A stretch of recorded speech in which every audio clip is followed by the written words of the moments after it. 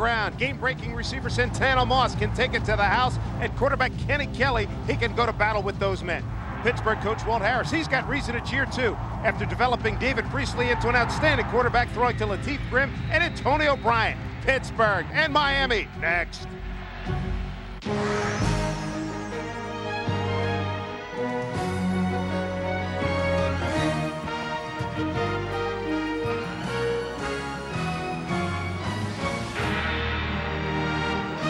The blueprint is absolutely perfect here in Pittsburgh for a great football game. The 22nd ranked Hurricanes of Miami taking on the ever-improving Pittsburgh Panthers. And they do expect an excitable crowd of about 40,000 on hand today, the next to last game ever at Pitt Stadium. Hi, everybody. Dave Sims along with Jeff Bostic. Good to have you with us. And we should have a good one today as we look at Miami, a team that has come from behind the last couple of weeks, and their quarterback, Kenny Kelly, is a guy that knows how to get it done. Quarterback has come of age. Certainly the comeback that they've experienced the last 2 weeks, exciting football. Not where they want to be. Kenny Kelly, a big part of it. The reason they're able to come back, is he the comeback kid? Yes, he is. Unbelievable comeback at Boston College, down 28-0. Come back, win this thing 31-28. Kenny Kelly puts a lot of pressure on defenses. His ability to run, you see his numbers the last 2 weeks. 5 touchdowns, 1 interception. He is going to be a force. Pittsburgh has to contain this guy. Now, the quarterback on the other side of the field is a story as well. David Priestley is impressing the football world and the coaching staff here at Pittsburgh, the way he's led this ball club lately. David Priestley is the hottest quarterback in the nation the past 3 weeks. Last week against the Virginia Tech Hokies, kid took a beating, got sacked 8 times. He stood in the pocket.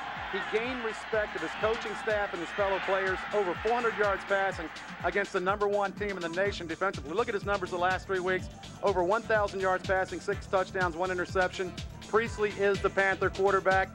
Panthers against Miami. Priestley against Kelly ought to be a good football game. Now this week, the dynamic Kenny Kelly of Miami looking to reverse a recent trend and get the Canes off to a good start today against the Pittsburgh Panthers. We're going to kick it off right after these messages.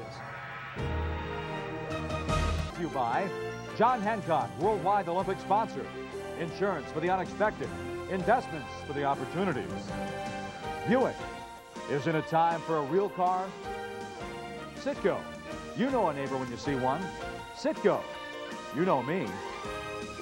AT&T one rate 7-cent plan. One simple rate all day, every day. National Car Rental. What are you waiting for?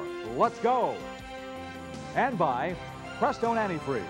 Protect your car in the Prestone zone.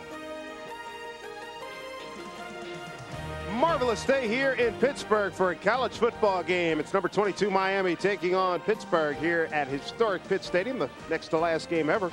Next week, Notre Dame is the finale. 61 degrees your temperature, the wind down to 6 miles an hour.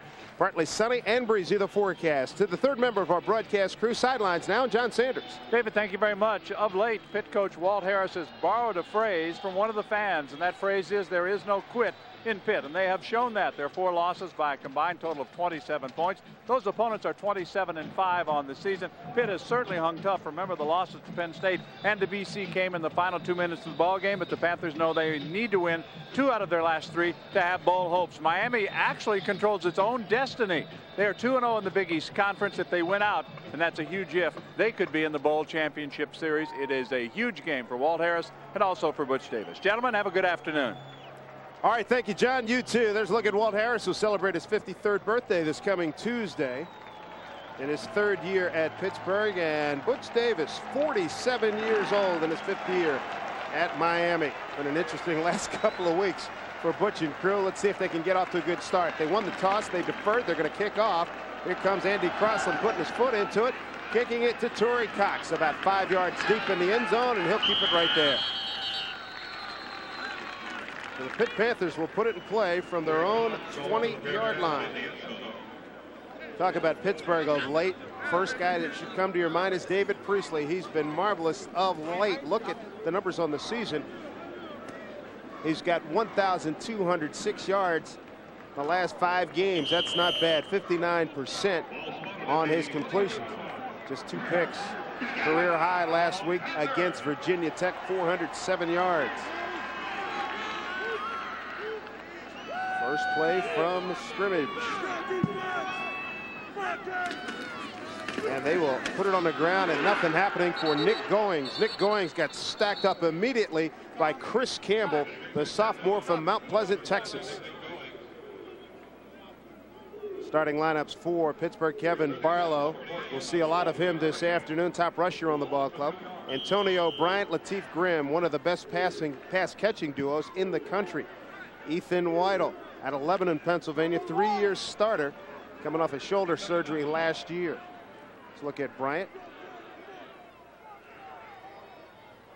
He's out of Miami, Florida. Here's a second down play. Priestley's going to put it in the air under duress, and good try by Kirk McMullen, but he drops it at the 34-yard line. And he was covered by the strong safety, Edward Reed. For Miami's defense, keep a close look at Damone Lewis. He's their top player in terms of sacks. He's got 5 on the season. Among the linebackers, Nate Webster, their top tackler, has got 10 tackles for losses as well. And Edward Reed, you just saw him, he's got 8 tackles for losses and 3rd tackles on the ball club. 3rd down, call it 11. Quick pass, nothing doing there to Bryant. A little bit behind him, so a 3 and out for Pittsburgh. And the decision kicking the ball off and deferring until the second half for Butch Davis and his squad worked out just as he wanted to. His defense comes out, 3 and out. The Miami offense should have tremendous field position. Miami is a very, very dangerous team.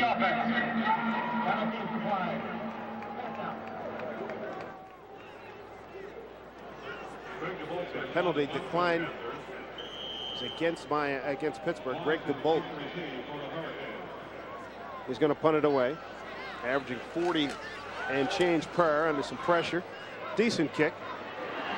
Santana Moss at the 37, and nice job on the coverage. Demetrius Rich, number 8, a 45-yard punt.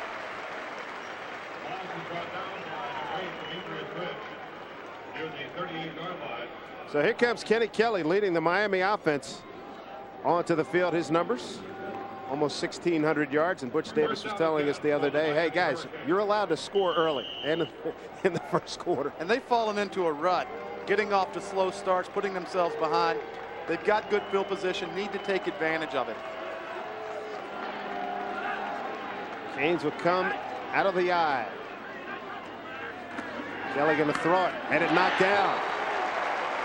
Florida's lineman got up in the air. Julian Graham went up and just hammered that one down, so it'll be second down for Miami.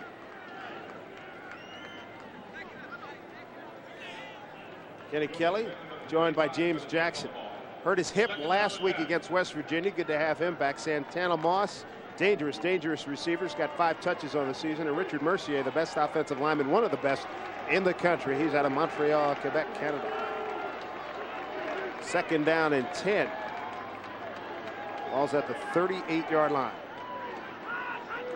This time they run the draw. Jackson maybe to the 40-yard line. Mike White, number 97, in to make the tackle. Jackson, a 5'10 junior with the Fort Union Military Academy before coming to Miami. Damon Gibson, we saw him make an interception and return it for a touchdown against Rutgers. He's a good run stopper in that middle. Brian Guzik getting a start. A lot of injuries in the linebacker corps. And Ramon Walker, far and away the leading tackler for the Pitt Panthers by a margin of 37 over the next competitor on his club. There's a 3rd down and 8. Ball at the 40. They'll keep it on the ground. Jackson hunting, pecking, outside to the corner. He's got the first down and a heck of a lot more. And looks like Walker got him up around the face mask. Let's see, no flags on that play, but a big first down run. Picks up 33 yards, James Jackson. And that's not his longest run of the season. He ripped one off for 45 earlier this year. Tremendous job by Jackson. Watch his eyes. The left side of the line, Mercier and Ty Wise, the center. He cuts back behind the block. This guy has breakaway speed. When you talk to Butch Davis, the one thing he says, this guy has a 5th and 6th gear. Touchdown saving tackle by number 25, Walker.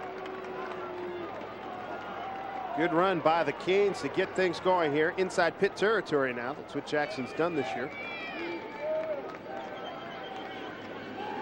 Kelly to throw. Throwing for his tight end. Incomplete. Bubba Franks has been a hot receiver of late. Demetrius Rich covering. Franks last week against West Virginia, 5 catches for 74 yards, all in the second half, and they'd come back.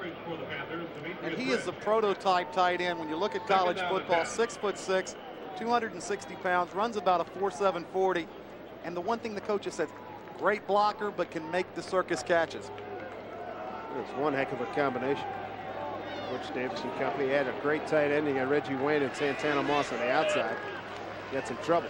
2nd down and 10 for the Canes. Just underway.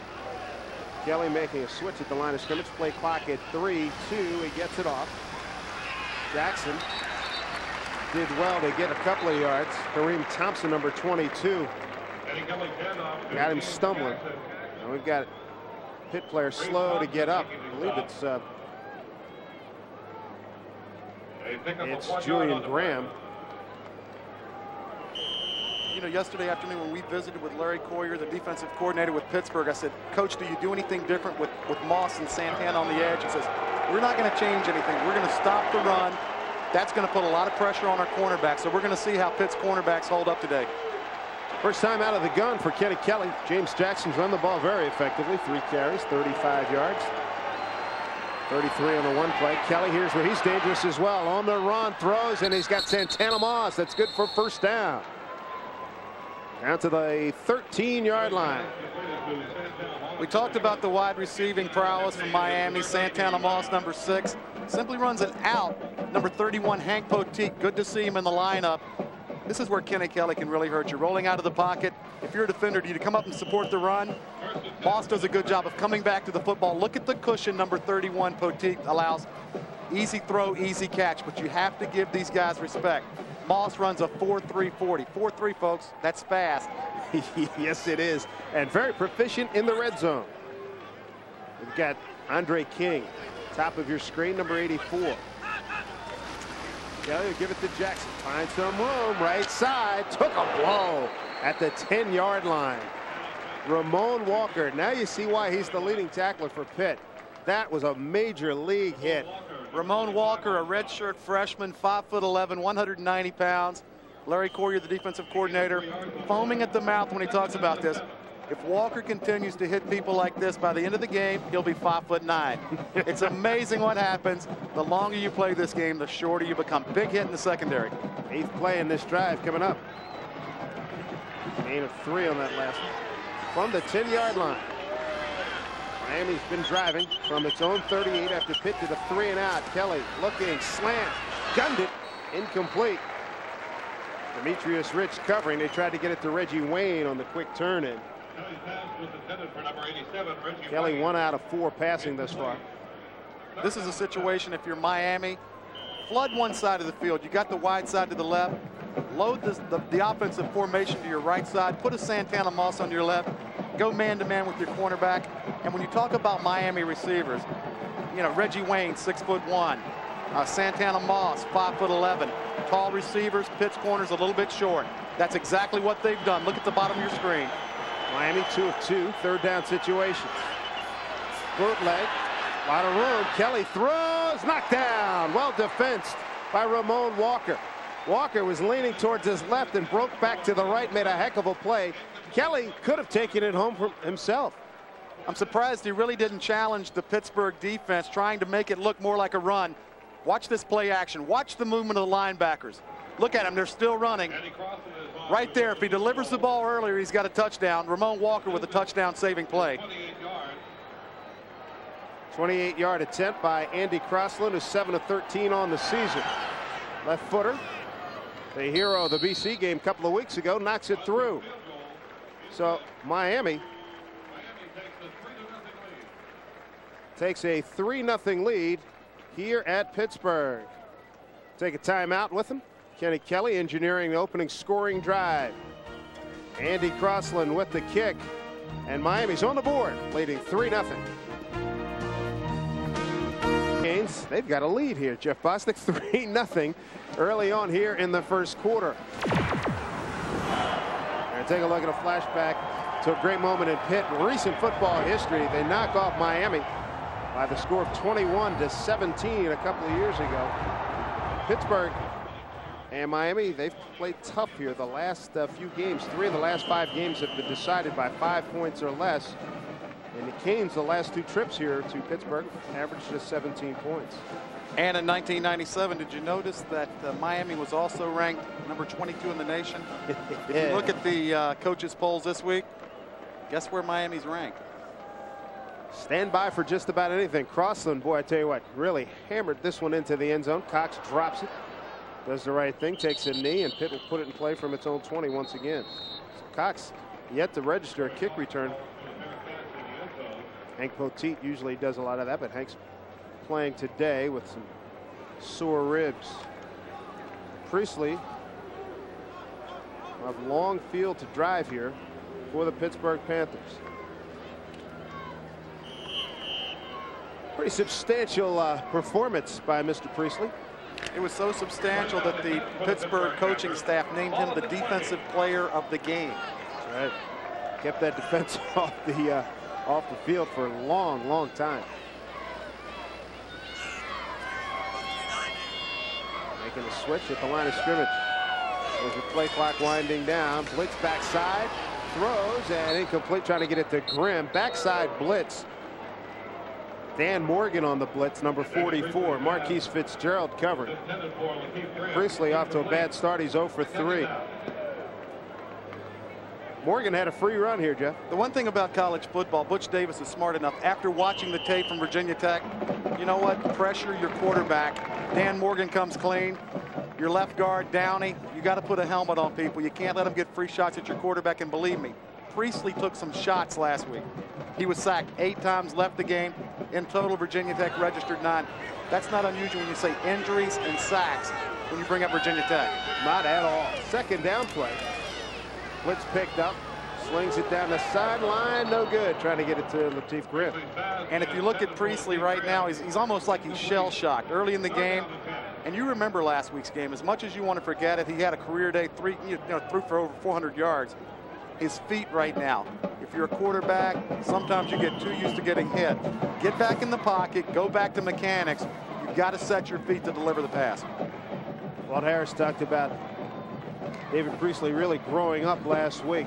16th ranked passer in the nation this week. 3rd down and long. Miami rushes 3. Priestley will have time to set and throw. He does, and he completes it outside. Bringing it back to the 41-yard line is Julius Dixon. First down for Pittsburgh, a gain of 20. So Julius Dixon, a 5'10" senior from Oceanside, California, with a big play. Watch David Priestley's feet. We just mentioned it. If you're going to deliver a strike downfield, get your feet set. Watch his feet. Bam. His feet are underneath him. The ball is right on the numbers. Julius Dixon, number 6. Big play for this Pittsburgh offense. Number 1, gives them a first down. But it also does one thing, Dave. Even if they don't score here, they are gaining field position. Ball's up to the 40-yard line on the 5th catch of the season by Mr. Dixon. Throw it again. Got time over the middle. Got a man. It's Grimm to the 50-yard line. He'll be right at first down yardage. Edward Reed, the strong safety on the stop for Miami. Well, you can see Priestley, that confidence, as Miami went back to do a defense job, not rushing, not putting a big rush on him, and he had time to get the feet set and deliver the pass. And if you look at Miami, they're a squad that could easily be 6-1. They had a 23-10 lead against East Carolina, lost that football game. They had Penn State dead in the water and wound up losing 27-23. The other flip side, they came back against BC, came back last week at West Virginia. This team could be 2-5. They could be 6-1. Strange year in Miami. No doubt about it. It was good for a first down. Miami's got 9 men in the box. Show blitz, they bring it, and that run is stuffed. Lose a yard on that play. Chris Campbell, Damone Lewis, they're there for the Hurricanes. Damone Lewis, junior out of Sulphur Springs, Texas, and Campbell made that first tackle and back in that first possession. No gain for the Panthers. Every team should be loaded like this, right? And especially the last 3 weeks. You see these guys' numbers for the year. The one thing about Antonio Bryant, leads the team in touchdowns. This guy is a true freshman. And he's out of Miami, too. Look at Lateef Grimm. Second down play, decent protection. It breaks down, throw it. Any flag? No, sir. Tried to get it to Nick Goings. Good pressure by Matt Sweeney right up the middle. Nick Goings, the intended receiver. Matt Sweeney, tell you what, senior from Lafayette, New Jersey, was bringing heavy action here up the middle. And Matt Sweeney beats number 77, Brian Anderson. Little spin move. You know what? I don't care where you play, high school, Pop Warner, college football, or pros. No quarterback likes to be hit in the mouth all afternoon. You know what? You talk about, are you gun shy? You know what? Put one of those offensive linemen in the pocket and let him hold the ball. Excellent point. 3rd down 11. They blitz from the edge. Priestley gets out, but not for long. Down he goes. Michael Burrow and Edward Reed. They brought the strong safety, and there's Burrow out of North Miami Beach High School. If I were Priestley, I would go over to the bench, talk to Walt Harris for about 30 seconds. I would go to the little group where the offense, and everybody meets in groups. You know, you see the benches laid out, the offensive line, the receiver. So he's going to talk to Walt Harris for a few minutes. Go over and talk to that offensive line and say, guys, if you give me time, we can complete passes, we can move downfield. There's Greg DeBolt. Second time for Greg, 45 yards in his first punt.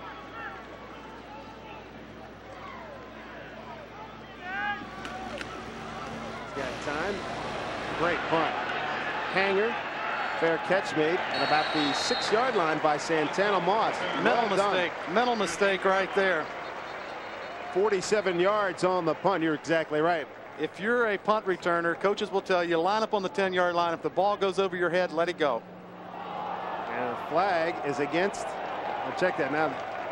Referees. Now, are the officials entitled to changing their mind? I mean, why not? Just confused, right? As they say, it happens. Butch Davis has got to be one of the most perplexed.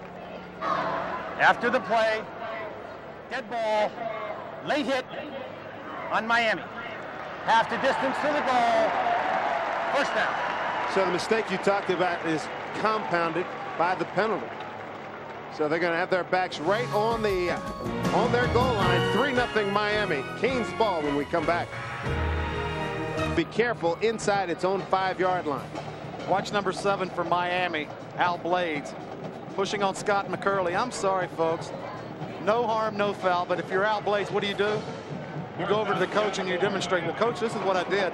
And I bet when Butch watches this tape, he's going to say, you know what, Al, you're exactly right. These officials missed this one. I've seen a lot of that the last couple, 3 weeks. Flag happy. Let's call it flag happy. Here come the Canes, starting at their own 5. They lead 3-0 on an Andy Crossland field goal. There's Jackson. He's already ripped one off for 33 yards. This time maybe a gain of 2. Julian Graham with the stop, number 45 for Pittsburgh. Julian Graham, number 45. And our first check of the scores this afternoon shows the Temple Owls, ladies and gentlemen, leading the Syracuse Orange. Navy and Rutgers coming up at 2 o'clock. Navy going to try to rebound from the loss to Notre Dame. Talk about this game coming up at halftime. And Penn State leads Minnesota early. 2nd down 9 from the 6. Long field to go for Miami. They'll keep it on the ground in Jackson. Cuts inside, maybe a gain of 3. Pitt does a good job stopping that run. Once again, Julian Graham on the stop. Earlier in the season, Dave, Penn State game in which Pittsburgh lost 20-17, held Penn State to 65 yards of rushing offense. Look at this. Look at these numbers. Held Temple to 20. Held Penn State to 65 yards of rushing offense. 1.6 yards per carry. BC cracked the 100-yard mark. Cedric Washington, their lead running back, had 10 carries for 15 yards. This team knows how to stop the run. Yes, they do. And we mentioned it earlier. It's going to put a lot of pressure on the cornerbacks here. Administrative work on the sideline. Please reset the game clock to 7:26. Reset the 25-second clock. They stopped the game for 2 seconds. Do what you got to do, right? You know what? That's like losing. That's like losing 10 cents in your sofa, right? Pitt Stadium, the site for Big East football this afternoon. Glad you're with us, Dave Sims and Jeff Bostic and John Sanders. 3rd down and 7 from the 8-yard line. Kelly to throw with some time. They flush him out. He gets away. Delivers. Nice catch by Andre King, the junior from Fort Lauderdale, Florida. That's good for 1st down. Demetrius Rich with the stop. Big play for the Miami offense. Andre King, 6 foot, 200-pound junior, played 5 years of minor league baseball, 4 different clubs in 5 years. Man-to-man coverage with Poteet. The big key, Kelly out of the pocket, being able to run. You can only cover receivers with this type of speed for so long. You know what? I bet you King could not hit the curveball. I think that's a real safe bet. Usually that'll send most guys to the sideline. They're in a trap up the middle. Got a penalty flag coming in from the line judge. And let's go down to the sidelines. John Sanders. Gentlemen, Butch Davis has been highly criticized of late in the Miami papers. As a matter of fact, his team was booed as they left the field last week because they did not score at home for the first time in 15 years. Some of the criticism is about his offensive game plan. They're saying it's too vanilla, and they're keeping some of their top weapons holstered. Kenny King has shown in the 2nd half that nothing is holstered. John, thank you. And yes, they have been very critical, no doubt about that. And certainly right now from this field position, right now is not a great field position to open it up, but I've been around a lot of quarterbacks. I know Ron Jaworski, a guy you played against. He said, I love throwing it from down there. Let it rip. Look, hey, when you get down in the red area, you got 15, 20 yards to throw the ball into. You can't run any deep patterns. Well, Miami's got 86 yards. Open it up. Well, it's a 1st down and 15 after the illegal motion penalty. There's Kelly, a decent time. Delivers that ball through the hands of the intended receiver. Tried to get it to Moss, and it was deflection on the way in. There's a look at Vernon Hargraves, the closest meant to your right. And running backs coach Don Soldinger in the glasses. And on the far side, it looks like, yes, it is defensive coordinator Larry Coker. Do you notice one thing about the Pittsburgh offense right there? 8 men in the box, safety in the middle of the field, man-to-man coverage with the cornerbacks. Watch that this afternoon. It's going to play out big. Here we go with Kelly to throw. Whips it out to Santana Moss. A lot of room. 30. Broke through to the 45, 47-yard line. Ramon Walker finally brings him down. And well, you called it, Jeff, a couple plays ago. You got so much room to run. 35-yard pitch and catch. Larry Coyer, the defensive coordinator with the Pittsburgh Panthers, told us yesterday there's going to be a bunch of pressure on our cornerbacks. Number 31, Poteet, not even in the picture. Man-to-man coverage. I'm going to tell you something. This guy is a game breaker. Moss has got speed to burn. Once again, Walker with a touchdown-saving tackle. Moss has got 2 catches, 49 yards, and speed. How about 4-3? Ball at the 49-yard line. Jackson following Mercier to string it out. Great job by Pittsburgh.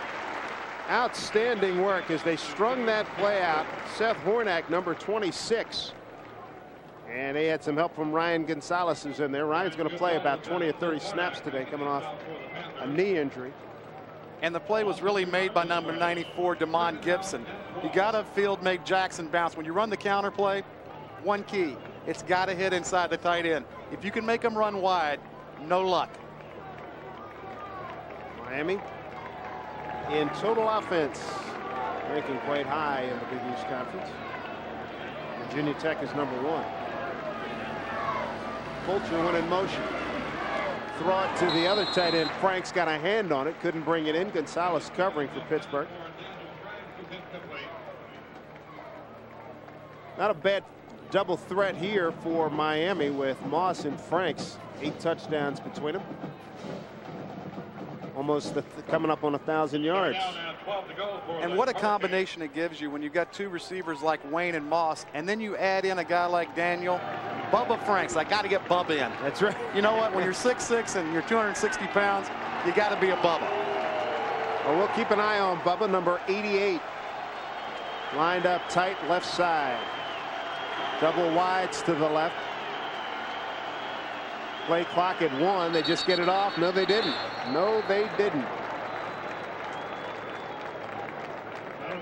A little bit different type of defensive scheme on that play. Offense.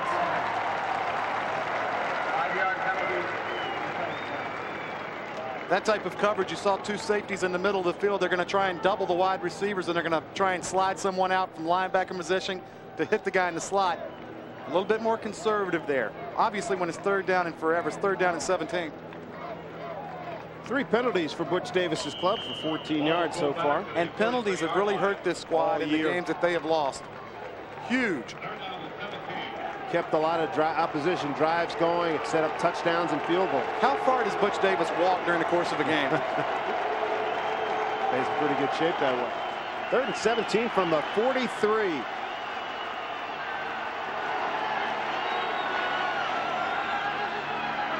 Controlled rollout. Kelly steps, throws, ball took off on him. Did he get the feet in or the foot in? They're saying no, sir. Missed by about an inch or two. Tried to get it to Reggie Wayne. Had he made the catch, it would have been enough for a 1st down. That'll bring on the Miami punt team. How big of an advantage is it to have a wide receiver that's 6'2"? Kenny Kelly shows you what he's able to do. Running to his left, throwing across his body, delivers a strike. This is about 6 inches away. Watch the end of the play. Watch Wayne's feet. Freddie Capshaw on the punt for Miami and did not get off a good one. Off the side of his foot. Oh, turned out to be a brutal punt. 42-yard line is where Pitt will have it when we return to Pitt Stadium. Tough punt for Capshaw. 3-0 Miami.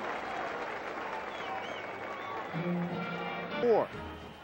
And they will close down Pitt Stadium after next week's game against the Fighting Irish of Notre Dame. And you saw the old single wing offense. How times have changed. Oh, say that again. There's a look at the new ballpark going into Pittsburgh. Pitt will on the north side of Pittsburgh. Nick Goings, tough run. Picks up about 4. That'll be on the north side of town. And Pitt will share that ballpark with the Pittsburgh Steelers. And we'll take a closer look at that later on this afternoon. David, it's going to be essential for the Pittsburgh offense to run the football this afternoon. How do you do that? If I'm Walt Harris and his offensive staff, I'm going to try and spread the field out a little bit. Miami's using 7-8 people to stop the run. Bring in 3 wide receivers, spread the field out, create some holes in there. Right now they're doing just the opposite of what you suggest. They've got Grimm and Bryant. Now they shift out with the play clock at 5. Priestley hangs in, throws, got it. Lateef Grimm, that's good for 1st down to the 42-yard line. Call it the 43-yard line. 1st down Pittsburgh. In this 1999 season, Dave, the teams that have given this squad problems. Last week, they were down 13-0 to West Virginia. West Virginia's Mark Bulger throws for 346 yards. That's a problem. Lost to Florida State, 31-21.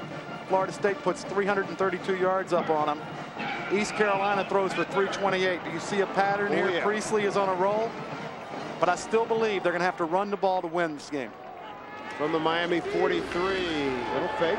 Priestley steps, throws, got a man through behind his tight end, Kirk McMullen. 2nd time McMullen has had one go off his hand. He was wide open. Let's go down to the sidelines and John Sanders. Looking back at that 14-yard punt by Freddie Capshaw, here's a guy who's not even listed in the roster. He's not even listed in the media guide for the University of Miami. His first collegiate punt went only 12 yards, but then he was the player of the week in the Big East Conference special teams after the Florida State game. He's a very good student. Nobody recruited him. His mother's working 3 jobs to pay for his tuition right now. He certainly hopes that he can kick it farther than 14 yards, get the scholarship, and help his mom. Yes, indeed. Thank you, John, as he took over for Andy Crossland. Andy was having all kinds of problems. Here's Priestley to throw again, swinging outside to Chris Viola. And the fullback does not get much yardage, maybe 2 yards on that one. It drew a crowd. Leonard Myers was there, number 22. And this is another thing that the Panther offense doesn't want to fall into all afternoon. 3rd down and 8, 3rd down and 9. When you're not able to run the ball, it's amazing that 3rd down efficiency is not as good. Official time for an injured player. Leonard Myers is the injured Miami ball player. Injury timeout. Join us next week, Saturday noon Eastern time. We'll see Troy Nunes and the Syracuse Orangemen take on the Rutgers Scarlet Knights in the final game of our Big East package for $19.99. Syracuse today, we already showed you in an early battle against the Temple Owls. Rutgers today taking on Navy, but we'll see Syracuse and Rutgers next week. Check your local listings. It is hard to believe that the college season is running down. It's unbelievable. Get your college shopping done. Get your Christmas shopping done. You see the scores. Syracuse coming back. Penn State 7-3 over Minnesota. Michigan 6-0 over Northwestern. Ohio State, Michigan State just going. And it was good to see Leonard Myers walk off under zone power. And you could see frustration on the sideline when Priestley was talking to Walt Harris. Miami brought in Philip Buchanan to play the corner in place of Myers. Priestley stepping in. Heck of a catch. Lateef Grimm went up and got it. First down, Pittsburgh. Tell you what, the way he got up is starting to remind me of '88 with Dallas, Michael Irvin. He reminds you of Michael Irvin, but the one thing you talk about Michael Irvin, you say playmaker. Guess what? Number 83. Look at this vertical jump, folks. You wonder why these guys are able to go. And you know, the first one to set there, Antonio Bryant, the young freshman, picks him up, congratulates him. The one thing I don't like about Graham, I don't like all that hot dogging. Yeah, I hear you. You know, catch the ball, give it to the official, go back to the huddle. 3 catches, 33 yards on the afternoon. Pitt driving after a 14-yard punt. They're at the Miami 26. Blitz. They get outside. Priestley's going to take it down and run. Does a good job to get down in a hurry because some mean intentions by Chris Campbell made him get down. Priestley comes up limping too. Let's take a look at our Big East leaders, brought to you by Volkswagen, and we've got the top 3 pass catchers in this game, and we've already seen them all have big moments. The big thing about it, Grimm and Bryant with Pittsburgh, the last 3 weeks, the numbers that they have put up is scary. Priestley has hit a groove, confidence, and you gain confidence by success. And when you do it to the #1 team in the land defensively, like Virginia Tech, like last week. Run up the middle, doesn't get a heck of a lot. Nate Webster was there. Fiola with the carry. Fiola was the most improved player on that Pittsburgh squad last year. Number 3 rusher this year, 4-year walk-on. Double vision, Bryant and Grimm. Isn't that amazing? 100 plus in the last 3 games, in each of the last 3 games. And the numbers that they posted against Virginia Tech.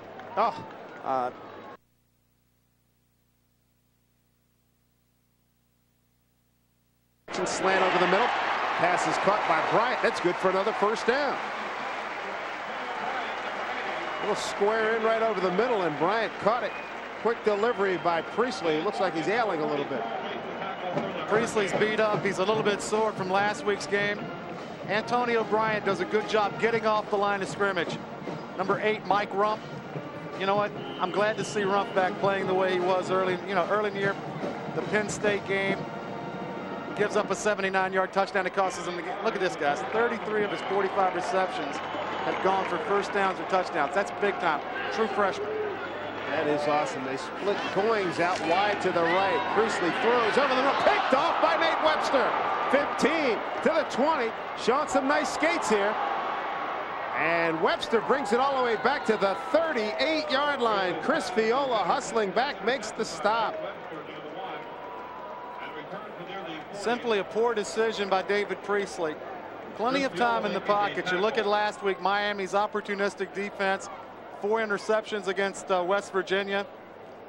The one thing about it, are you throwing to try and score a touchdown? Watch the crowd in the middle of the field. You talk about throwing into double coverage. Stop it right here. Watch this. 1, 2, 3 defenders in the same area.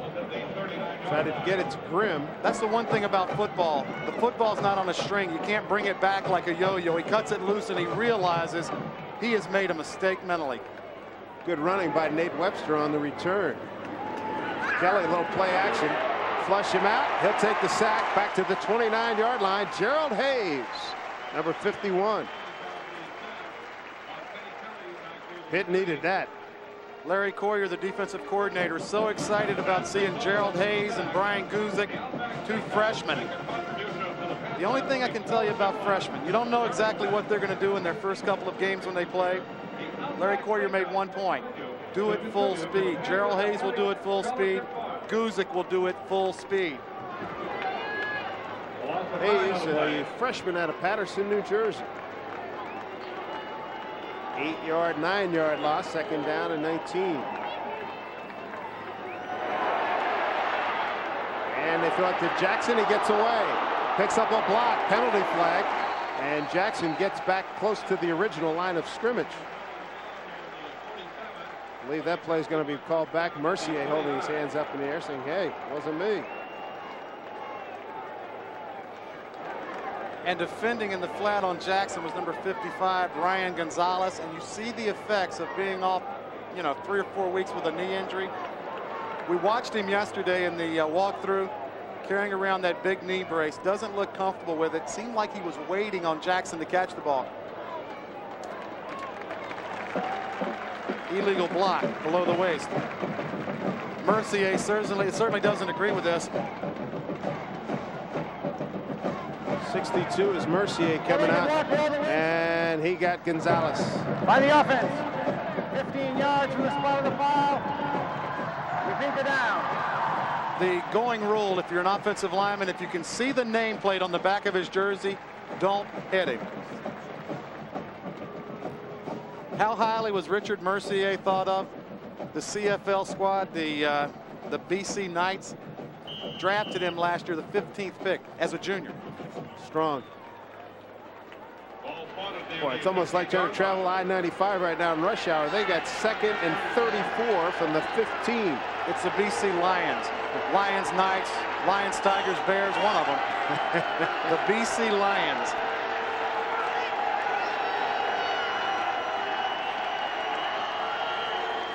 Here's Kelly to throw. He's got time.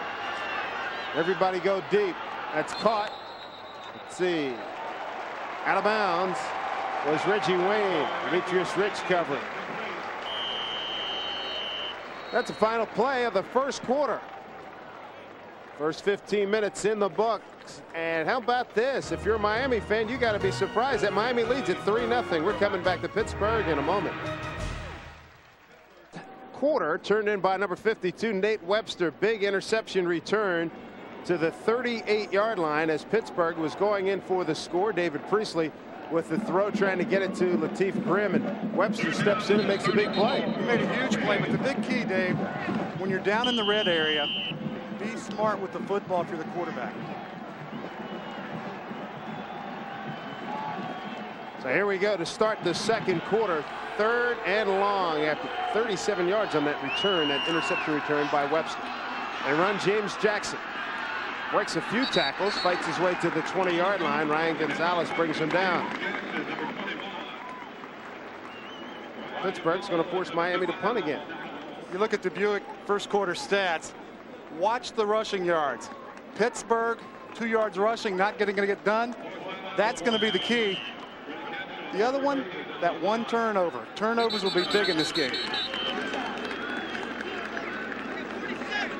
Penalty flag. Dead ball. False start on the kicking team. 5 yards. We played it down. Right now, Jeff, Miami's not real crisp. And it's a pattern that they've fallen into, Dave. Down 28-0 at BC. Last week down 13-0 to West Virginia. They've got the lead now, but they're not playing real sharp. 5th penalty for 33 yards for the Canes. Fumbled the snap. Almost got it blocked. Somebody did get a piece of it. Penalty flag. And you can hear the pit player saying, hey, he got a piece of the ball. Now, take in consideration, I think it was Brian Beneke that got a piece of that punt. 7 yards on the punt. From the previous spot, we played it down. This is a horrendous call. One thing that happens, this is when you need instant replay. I like that they re-implemented it in the National Football League. Punter simply drops the snap, folks. Watch the football. Definitely gets tapped. You know what? The officials are standing right on top of this call. This is inexcusable. Watch this angle. Snap is right on his hands. Right there, you can see the ball turning over end. The ball is definitely tipped. Bad call. Let's see what he can do on this one with time A little bit better punt by Capshaw. And taken down after a 34-yard punt. Philip Buchanan with the tackle. And Pittsburgh fans are not happy. Miami leads at 3-0. We return coming up. Big East football. Line, but they had a lot better field position a couple of minutes ago. The blown call by the officials cost the Pittsburgh offense 31 yards in field position. That is huge. New quarterback for the Pittsburgh Panthers, John Turman.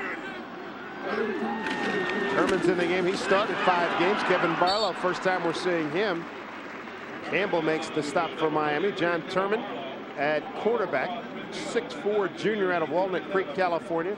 Went to Los Medanos College, where he passed for 3,000 yards and 27 touchdowns in 2 years. And this is what the Panthers have to do. They have to create a running attack. I played against the Butch Davis defense for many years when he was at Dallas with Jimmy Johnson. Predicated on speed, run the ball right at him. Boothart is the fullback. They give it to Barlow. Barlow takes a pop from Webster and Dan Morgan. What a duo they are. And let's go down to John Sanders. Priestley is not in the lineup, David. The problem appears to be his right upper arm or the right shoulder. He was with the team doctor, Dr. Freddie Fu, and the trainers, and they have some ice up under that shoulder pad on the upper part of his right arm. And for now, he's not in the ball game. We'll have to see if he is going to come back. I'm sure the Panthers want him to if he can. All right, John, thank you. David Priestley, the hottest quarterback in the country, on the sidelines right now with a shoulder injury. His replacement, John Turman, looking at a 3rd and 4 from the Miami 47. 2-step drop, flushed out, nice cutback. He's going to be close to first down. Tell you what, they had him. Michael Burrow, number 93, helped to bring him down. Take a look at some other action around college football in the Big East. Syracuse and Temple up at the Dome, 7-7. Minnesota leading Penn State. The Virginia Tech people like to see that. Colorado and K-State out in the Big 12. LSU still looking for its first win in the conference. Michigan leading Northwestern. Michigan State over Ohio State by a field goal. Nice run by Turman to pick up that first down. Ball's at the 41-yard line. He's going to throw, steps up, outlets it to Goings, and Goings is brought down quickly at the 39-yard line by Campbell and Matt Sweeney, number 98. Both of the Miami defensive tackles, Sweeney and Lewis, beat the guards from Pittsburgh. It's a reoccurring theme. Sure quarterbacks is. on the run, quarterbacks taking a beating. You've already got Priestley on the sideline with an ice bag on his shoulder. You're going to have to do a better job, even if you keep a tight end. We call it maximum protection. Keep the tight end and start slide blocking. Try and double the inside. Keep the pocket clean. Matt O'Connor's the 3rd quarterback. Look at Damone And you're the 4th one. Yeah. I'll tell you what, they are bringing something here. Goings, nice cut inside. He's got the first down. Runs over tacklers to the 25-yard line. Al Blades stops 6. 14-yard gain by Nick Goings. Nick Goings got the bulk of the work last week against Virginia Tech. Barlow is a little bit slowed with some injuries. Good job by the tight end blocking. Number 88, McMillan. Nick Goings, you know what? When you're a running back, you talk about, well, you're going to get hit a lot. Well, the other thing is you can deliver the blow, and you just saw that with number 37. Nick Goings. A good effort. Play action. Turman. Got a man. McMullen can't hold that when he's having a tough afternoon. That was a poor throw. But McMullen has been open every time they've called his numbers. A couple of times off his hands in the first quarter, and now this one poorly thrown down around his feet. He made a good effort to try to get a hold of it. Glad you're with us here for Big East football from Pittsburgh, Pitt Stadium. Dave Sims and Jeff Bostic and John Sanders along with the Big East crew. An important game for both of these clubs. Miami at 2-0 and Pittsburgh at 2-3 in conference play. 2nd down and 10 at the 25. Turman, here comes the blitz. They get it outside to Fiola. Fiola, what a collision at the 22-yard line with Nate Webster. My goodness. Talk about some head-to-head action. Marquise Fitzgerald there as well. Talk about Nate Webster. You talk about the entire linebacking core from Miami. they're built around one thing: speed. Dan Morgan, 225. Nate Webster, 225. Chris Campbell, 200. You see, leads the team in tackles with 88. Morgan, Webster probably as good a linebacking group, but the one thing they're built around, speed. You're not going to outrun them sideline to sideline. He's playing this drive. Here's Turman. Nice sliding catch by Grimm. And he's going to be short of a first down. Mike Rumpf covering for Miami. Freshman All-American last year by the Sporting News. Picked up just 6 on that play, so they're going to bring on Nick Lotz to kick a field goal. Nick having a pretty good year, 9 of 13. He's had a couple blocked. Got it marked at the 24, so a 34-yard attempt. Hit a career-high 3 field goals a couple of weeks ago against Boston College. Nice, easy motion. And we got a tie ball game. Nick Lotz with a 34-yard field goal ties the score at 3. Good drive. Big play in that drive, the 14-yard run by Goings to keep things moving. Pittsburgh has tied it. It's 3-3 here at Pitt Stadium.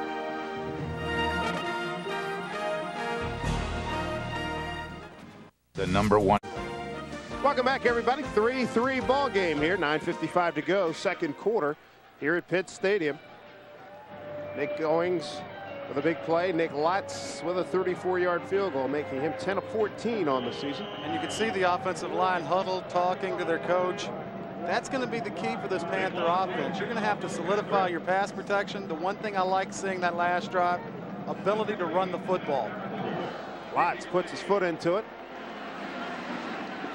About 2 yards deep. They're going to bring it out. How about that?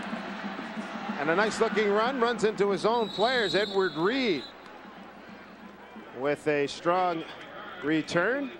And let's go down the sidelines and John Sanders.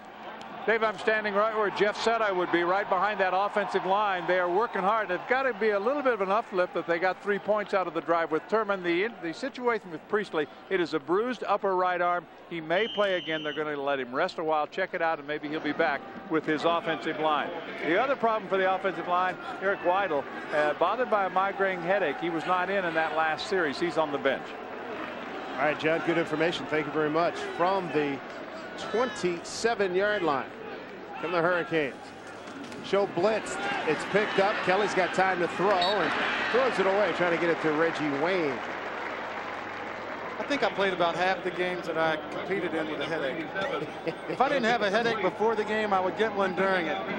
It's amazing when 300-pound men start whacking you in the head, isn't it? Playing center. By the way, congratulations to Jeff Bostic, who was nominated for the Pro Football Hall of Fame. That announcement coming out of Canton a couple of days ago. How's that feel? It's somewhat shocking, really, to be included with some of the names that, certainly with Joe Montana and Howie Long, all these other guys. It's good to be included in that 71 number that they pulled up. Congratulations. Here we go with Kelly. Got a man over the middle. It's Bubba Franks. He could take it home to the 40-35, to the 30-yard line. He's taken down there. A big gain by Franks. Nice job by Pittsburgh to try to rip it free. A gain of 43 yards by Daniel Franks. That's his longest catch of the season. We talked about him earlier, a big guy that can block, but he can also get behind the secondary. Number 8, Demetrius Rich, with a poor decision, had a chance to bat the ball down. You know what? 6'6" receiver, 5'10" defensive back. Guess who wins? You know, sometimes playing cornerback's a gamble. That time, number 8 rolled the dice and lost. Franks, we said, would be a factor at the top. That was a big play. Jackson tried to bounce it out. Did well to get the 4 yards. Demetrius Rich, one of 3 Panther tacklers there. Guzik and McCurley there as well.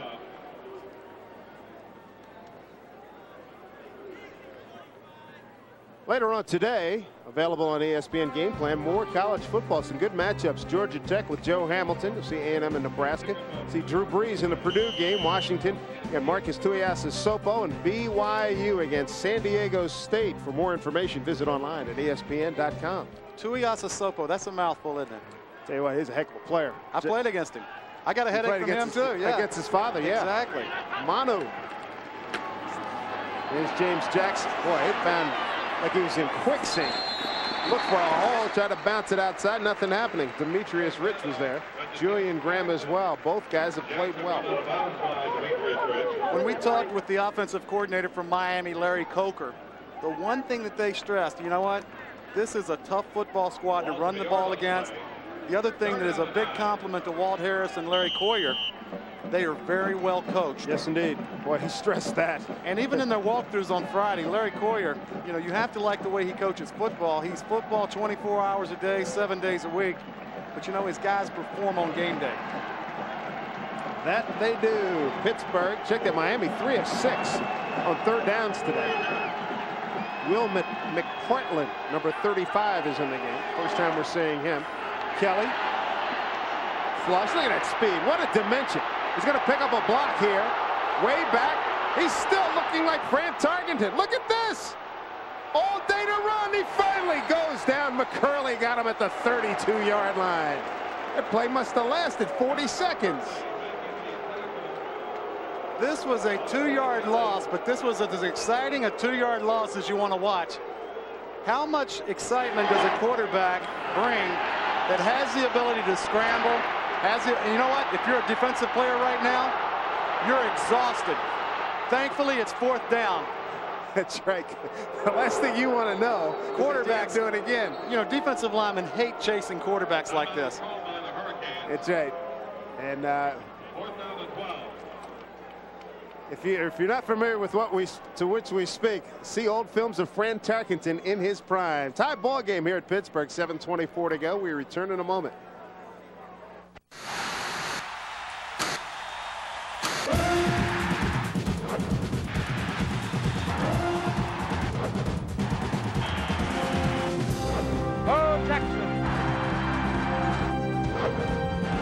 The snake does it again. Touchdown, Nebraska. I don't believe it. College Football Classics, Wednesdays at 9, only on ESPN Classic. Are you old school? Introducing ESPN Extra, the brand new channel for sports fans who can't get enough. On ESPN Extra, you get more of the sports you love, like international soccer from countries around the world, plus the UEFA Champions League, international auto racing, fitness, and outdoor programming. Plus, there's EXPN, which offers exciting extreme sports programming, all on pay-per-view around the clock all week long. Watch ESPN Now or your program guide to see what's on, then order exactly like you would for a pay-per-view movie. ESPN Extra, you can't do better than that.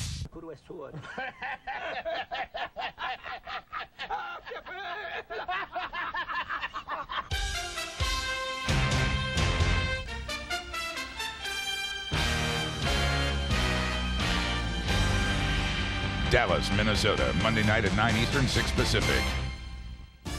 The Bowl Championship Series is inside the game with video highlights, interviews, and live polls at ESPN.com, a part of the Go Network.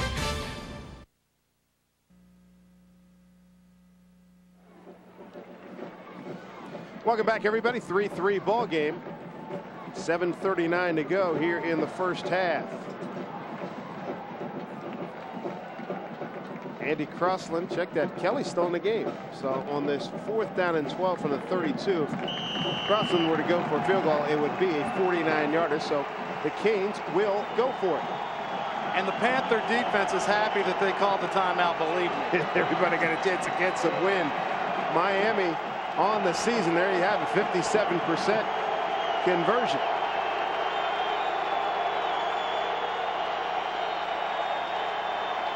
Kelly will pick up the blitz, deep sideline ball. Santana Moss is there for the first down for Miami. Out of bounds at the 13-yard line. What a great throw and catch. Great throw and catch. Pittsburgh trying to double Santana Moss with number 26 Hornack and number 31. See 26 cutting out to the outside. Look at the cushion that Poteet is allowing. You know, he might as well not be in the picture. Easy throw, easy catch. Gain of 19, 3 catches, 68 yards for Santana Moss. Ball at the 13 as Miami threatens to take the lead again. Blitz from the safety. Jackson with room. Stretching it out to the 6-yard line. Seth Hornack, along with Demetrius Ritz, stop a touchdown there. John Sanders, what's going on? Well, neither team has been able to put a touchdown on the board, Dave, when they've gotten in the red zone, although both teams have been very effective in those situations. Miami now 25 out of 31 if you update it. The Panthers now are 24 out of 29 as they had the interception, their only opportunity. So these two teams are very effective at getting points on the board. The key, though, is which one's going to get a 6 up there instead of a 3. All right, John, thank you. 7th play. Coming up, 7-yard gain by Jackson. 2nd down and 3 at the 6. They look to the end zone. Kelly does. He's in trouble. Stays on his feet. What a spin. Boy, that was a basketball move. That pirouette there to get out of bounds. I'm going to mark him out of bounds just inside the 5. So he picked up about a yard and change. That was Earl Monroe without the dribbling. Oh, very good. Earl the Pearl. We're dating ourselves. You ain't lying, but I tell you what, you might as well use a Hall of Fame reference. The one thing about it, if you're the Pitt defense right now, you're a little bit shaken because you allow Miami to convert a 4th down and 12, and you're trying to double their best receiver. You know, I'm into giving a wide receiver respect, but at some point, Hank Poteet's got to come up and join the game. 3rd down and 1. Fulcher goes in motion for Miami.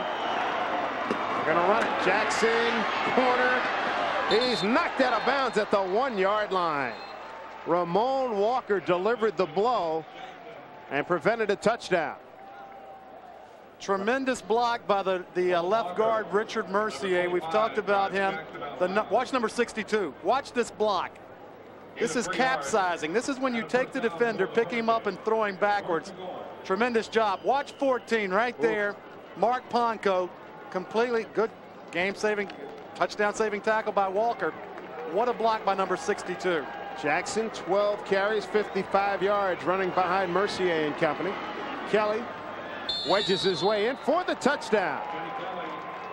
So Kenny Kelly gives Miami the lead back. It's now 9-3. 2 big plays in that drive, Jeff. The 43-yarder to Franks and the 19-yarder to Moss on 4th and 12. The big one was the 4th down and 12. Kelly being able to complete the pass to Moss. If you're Pittsburgh right now, you can't get down about it, but your defense has to make a play when you've got somebody backed up 4th down and 12. Take their field goal crew off the crew and bring your quarterback in. That's kind of like smearing it in your face. Sure enough. Number 97, the injured Pittsburgh Panther. He's a nose tackle, Mike White. It's amazing what happens when you get closer to the football. You know, you talk about the centers, the guards, the 2 defensive tackles. Watch the wedge of this offensive line. Number 64, Ty Wise. Number 62, Mercier, is where he goes in. Mike White's up off the field. Butch Davis is excited about the touchdown. The closer you get to that football, the tougher we call that the concrete, from the 2 guards in the center, the tackles in the tight end. That's the beltway. A little bit easier out there. That's where grass is. Oh, the humanity. And the thing for people that haven't played the game inside that little area, oh boy, how fast, how big, and how physical it is in there. It's nuts. You know, that's why they have other sports. Fencing, tennis, lacrosse, golf. That's why they have those other sports. Thank goodness. There's the left-footed Crossland. For the point after, he's perfect. So Miami, with 6:36 to go, 2nd quarter. Canes regain the lead. It's 10-3. Kenny Kelly with a 1-yard run. Miami out in front. Kenny Kelly's touchdown has given the Hurricanes a 10-3 lead. Kelly accounting for another score here, and we salute our Follett Lineman of the Week, brought to you by Follett.com. For new and used college textbooks, get out of line with Follett.com. And Richard Mercier, we've sang his praises for good reason. Named the #1 offensive guard in the nation by the Sporting News in the preseason, and he has led the way this afternoon. You've seen him pulling and trapping and doing a lot of good things for this Miami offense. He's a leader down there for the Canes. And next year you'll see him playing on Sunday. Oh, yeah. And you can throw into the mix the guy right beside him, number 64, Ty Wise. It's a good group. Here's Crossland's kick. Torrey Cox, 4 yards deep. Will not bring it out. tell you what, that Miami team, the Miami kick team was down there in a blink. Wow. Boy, Butch Davis and company know how to recruit some speed.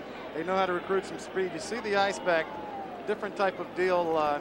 Used to have ace bandages. Now they do that little, handy wrap. Just slap it on you, then they whack it off real quick.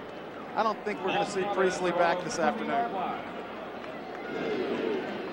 Big difference there. Miami leading in that average yards per play.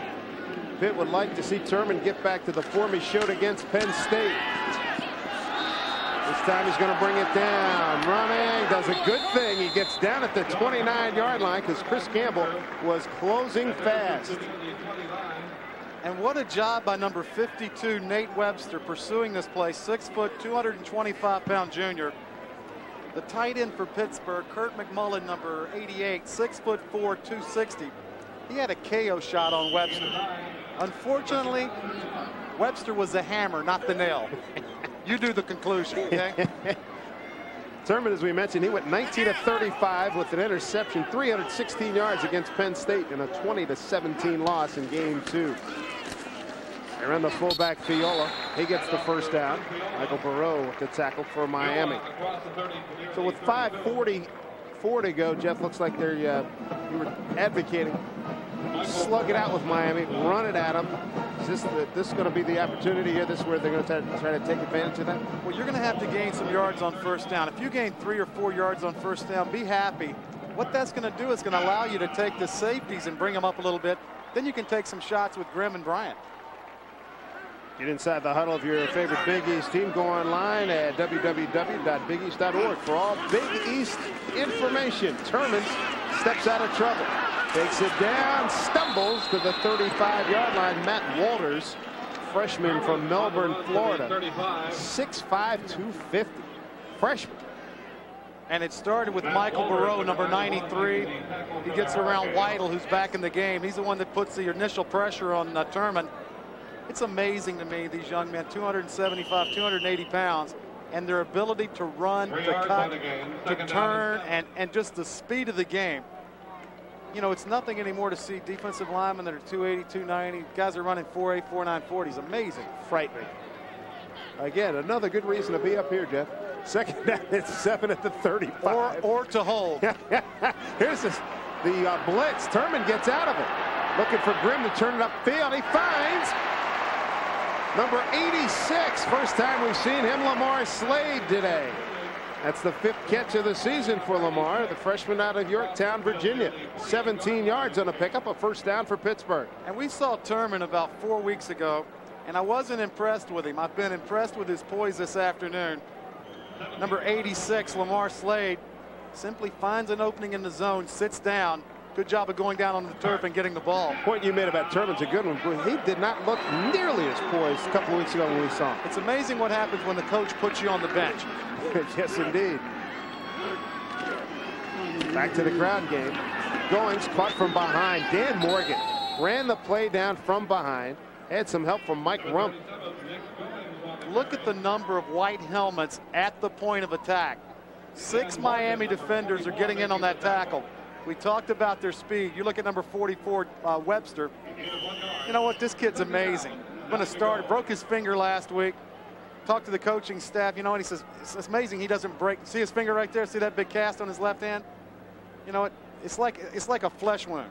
Put a Band-Aid on it. Let's play football. Can't keep him out. Young man runs a 4.5 40, has a 36-inch vertical jump. He had 15 tackles against West Virginia last week. Little play action. Turman throws, and a comebacker. Bryant can't make the catch. Leonard Myers covering for Miami. See what's happening elsewhere in college football. Syracuse at halftime. Touchdown lead on Temple up at the Dome. Penn State has regained the lead from Minnesota. Colorado State on top. Kansas State on top of Colorado. And LSU, that's a surprise, that game at Alabama. Michigan distancing itself, and so is Michigan State at home against Ohio State. Pittsburgh 4 of 7 this afternoon in third down situation. Turman. Look at this. Morgan Should have had it. Yes, he does have the broken finger, but boy, he ate that one up, didn't he? You know, we talked about his speed. He's 225 pounds. He runs a 4.5 40. Sounds like pretty good speed to have a fullback. Talked about it just a moment ago. He's got that big cast on his left hand. You know what? It's almost like Turman is trying to, you know, bolster his stats as far as interceptions. You're somewhat defenseless when you got, and if you've never had a cast on your hand like that, well, it's not pleasant. It's almost like being handcuffed. That's right. Trying to make a nice soft catch. Not going to be one of the easier things to do. Here's DeBolt's punt. Fair catch signaled for by Santana Moss at the 12-yard line. Punt covers 36 yards.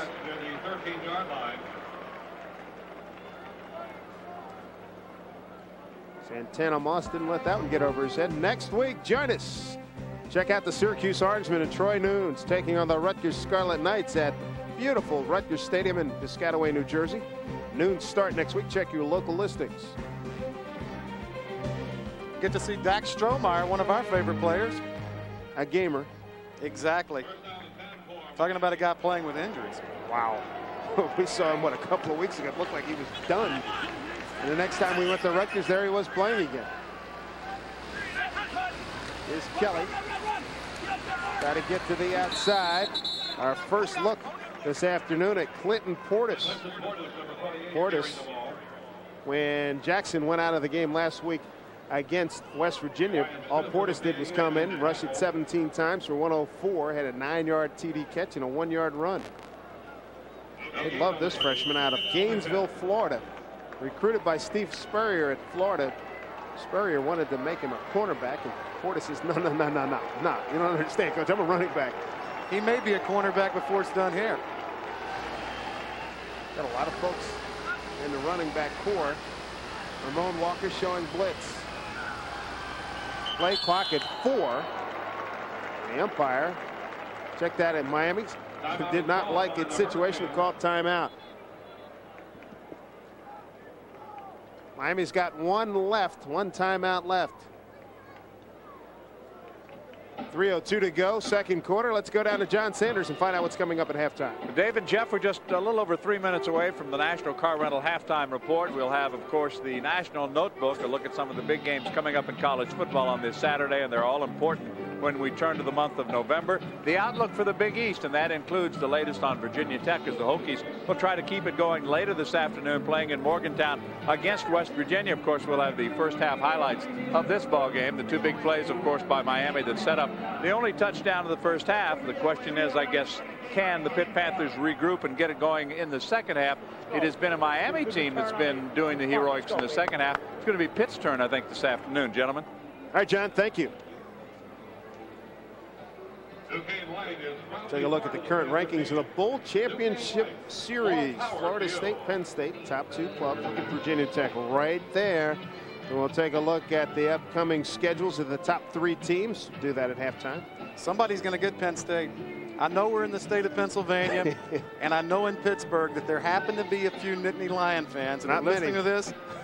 But I'm going to tell you, somewhere before the end of the 99 regular season, somebody's going to sneak up. They're not going to sneak up on them. When you're talking about Michigan and Michigan State on your schedule, they don't sneak up on anybody. I don't mean to suggest there are not many Penn State fans here in Pittsburgh. I was just talking about in this immediate vicinity. These are all Pitt fans that we're surrounded by. You're exactly right.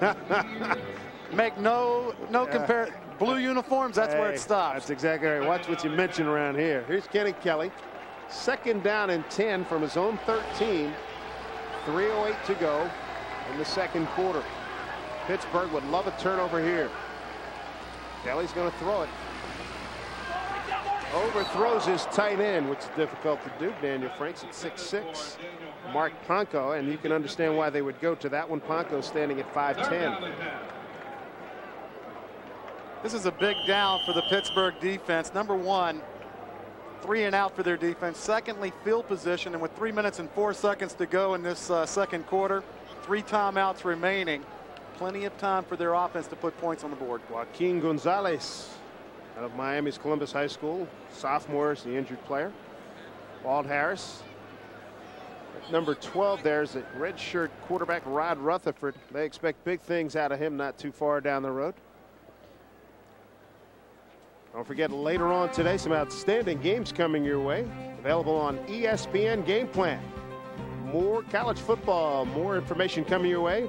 Visit online at ESPN.com. Some good ones. See some top performers. BYU, Arizona, Purdue. Arizona, how about them? They've turned it around. That's a very important game in the Pac-10 today. And I just hope that they have this at the TGIF Fridays in the Pittsburgh airport. My flight doesn't leave till almost 9 o'clock, so I'm going to be watching a lot of football. You're going to pay rent there before long. Right? I'm going to pay a lot of things. I got a feeling when I get there, it's not going to be pretty.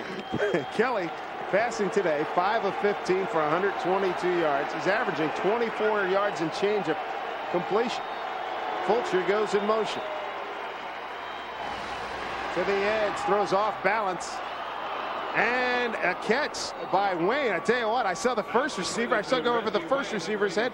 Didn't realize Wayne was the second guy. 26 yards on the game. That's some arm strength by Kenny Kelly. When he first threw that ball, Dave, I thought it was a dying quail. Yeah, right? It's amazing when you have wide receivers with this type of speed, what happens. The Pitt defense does a tremendous job of keeping Kelly in the pocket. This is a tough throw. Ryan Gonzalez with the hit. You know what? He's throwing off the wrong foot. Look at this tight spiral. That's beautiful. Once again, they're picking on number 31, Hank Poteet. Hank has been banged up with the ribs, and they are finding out that, you know what? He's vulnerable. Home run ball. Santana Moss. He's there. Oh, he almost had a great catch. Santana Moss separating from 4 Pitt defenders. If you give Santana Moss this football 10 times, he's going to catch it 7. Once again, they're picking on the senior cornerback, number 31, Hank Poteet. Came out of last week's game with some bruised ribs. You've got to be impressed with Kelly's arm. Boy, he's got some juice. Look at his feet. We talked about the feet earlier with Priestley. This ball is right off of the fingertips. Pretty good coverage by number 31, Poteet. You know, are quarterbacks interested in it? Not really. Big run up the middle. Clinton Portis. Close to first down to the 49. Gerald Hayes brings him down. Boy, if you're Kenny Kelly, you've really sent a message to Pittsburgh. Hey, fellas, you know, I can throw the deep balls. You know, you may want to. And the one thing with Kenny Kelly, he's a guy that also played Major League Baseball. You know what? He's been around. He's had to, you know, make his own schedule. He's had to be responsible. He's a redshirt sophomore. He's mature far past his years. Indeed. Probably can't hit the curveball, though. Miami 5 of 9 on third down situations. Portis sticks his nose in there. I do not think he got it. Julian Graham met him head on. We talked about it last week with the World Series. You're a big Yankee fan, and I'm a Brave fan. None of my Braves could hit the curveball. Maybe they can play football. I don't know. Couldn't catch it either. That was the thing that probably killed you more than anything. It's going to be real close. I think we're going to see the chain crew. Yep. You're looking at Julian Graham. What a high school career. Defensive end. Had a very solid senior campaign. He's had a very solid career here at Pittsburgh. 55 sacks in his high school career. Isn't that amazing? The thing they love about him, he never quits. First down for Miami. John Bartram High School in Philadelphia. The same high school that produced Kobe Bryant's dad, Joe Bryant. This is Big East football. Good to have you with us. Pitt Stadium, the scene. I'm Dave Sims with Jeff Bostic and John Sanders. Waning moments of the first half, and Miami on a pretty good-looking drive. Started back at its own 20. Ponko gets knocked on his feet. They get Bubba Franks to the 40. Santana Moss actually threw a block to the 35-yard line. First down, Miami. Ramon Walker with the tackle. Gain of 17. A blown coverage. You mentioned Ponko coming up to support. Somebody blew a coverage. Franks is wide open in the flat. And it's amazing when you look at a guy like Ramon Walker, it looks like a boy tackling a man. Ramon Walker's 5'11", 190 pounds, and he looks like a dwarf. Look at the open field with Franks. Santana Moss could be his call right here. He is looking at double coverage, top of your screen. They look for him, can't find him. Come back, second receiver, intercepted. Demetrius Rich. Franks chases him out of bounds. Ball went off the hands of Reggie Wayne, a little bit too tall for him. Penalty flag at the 25-yard line. Pittsburgh is going to be flagged. Number 31, Hank Poteet. after the interception. Clip Santana Moss, number 6 in the back. There we go.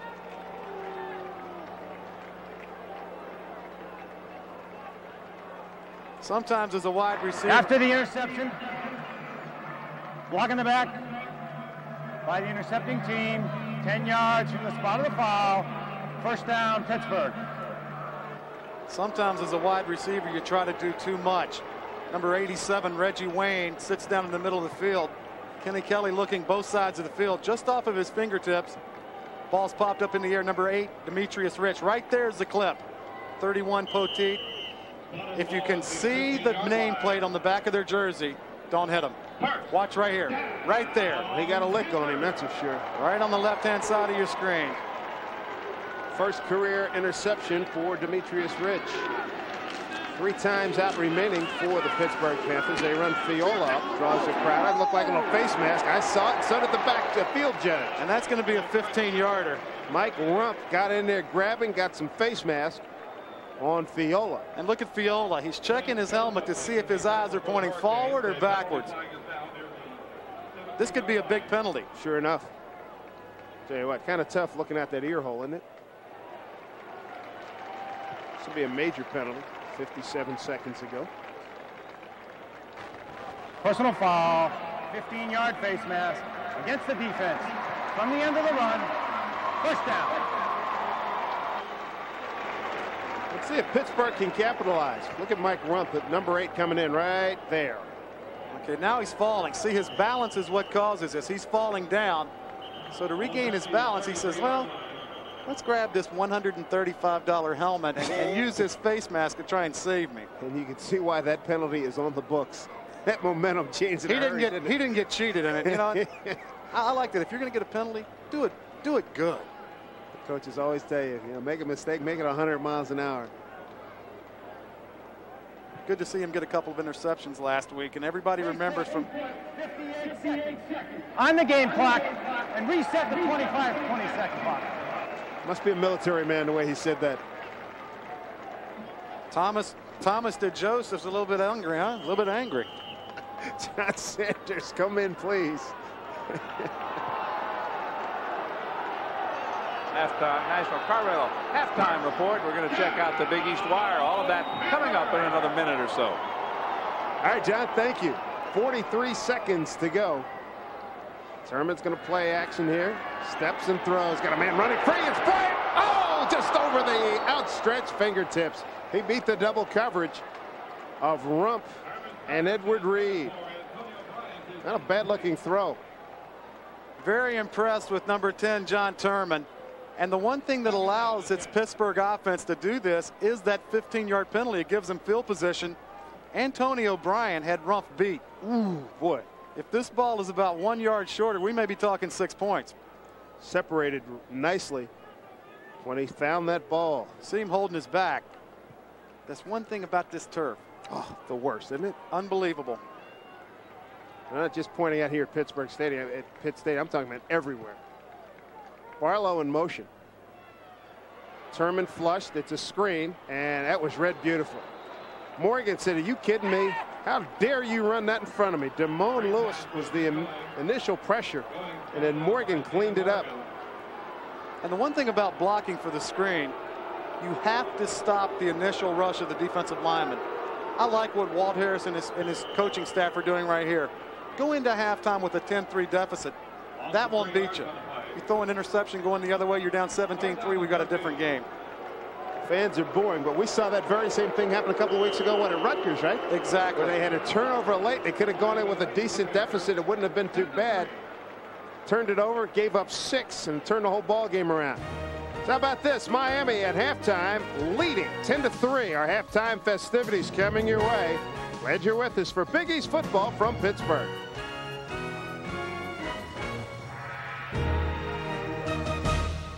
Highlights here from Pitt Stadium. Started in the first quarter, James Jackson, number 21. Big run in the first quarter, 32 yards. Sets up a 28-yard Andy Crossland field goal. Miami goes up 3-0. Pittsburgh answers in the red area. Big mistake by David Priestley. Nate Webster, number 52, with the interception. stops the drive, probably the best drive that Pittsburgh had in the first half. And just before the end of the half, Kenny Kelly, their quarterback, with a 1-yard touchdown scramble set up by a big reception by their tight end Daniel Bubba Franks. Butch Davis and everybody is excited about that one. Miami leading 10-3. Let's go down the sidelines and John Sanders. Walt Harris saying at halftime that David Priestley will not be back in the second half, and he's not going to change much. He said we just need to do it better. On the other sideline, though, Butch Davis a bit surprised by some of the 8-man fronts that the Panthers threw at him. He said we're going to make some adjustments to that. But the key to Miami in the second half, he said we have to establish some running game to take the pressure off Kelly. Gentlemen? All right, John, thank you very much. Butch Davis's Miami club will get the ball to start the second half. A good look at Nick Lotz, the sophomore from Findlay, Ohio. And the second half is underway. This is a short pooch kick taken at the 22. Fumbled there. It's like Campbell, the linebacker. And he immediately falls on it. It is indeed Chris Campbell. So the field position, not horrible. 23-yard line. First half stats, Jeff. First half stats, you know, Pittsburgh got better at rushing the football. The big difference passing it. You know, Priestley's out of there, Turman's in. I like what Turman's done. 10 first downs. It's a close game. You know, the big key with this thing, I think it's going to come down to the cornerback play of Pittsburgh. Poteet has to come up there and challenge the wide receivers from Miami. Talked about the 8-man front. They're going to stay in that 8-man front. And I think Miami probably smelling blood, knowing that Hank Poteet's ailing just a little bit. Nice run up the middle. Hole opened up for James Jackson. Kareem Thompson knocked him down. That offensive line of Gonzalez, Bibler, Wise, Mercier, and LaFrere did a pretty good job. And you've got to like their center, Ty Wise. Talking about a big physical. You see our halftime summary. Kelly 7 for 19, very sharp, 164, that one interception. Jackson, the leading rusher for Priestley's out of this football game. It's in Turman's hands, but the two receivers, Grimm and Bryant, big first half. It's 2nd and 5 for the Canes, 28-yard line. Santana Moss is the man in motion. Jackson gets the call. Caught from behind. Julian Graham up front. And Brian Knight did a good job, number 57 from his defensive end position.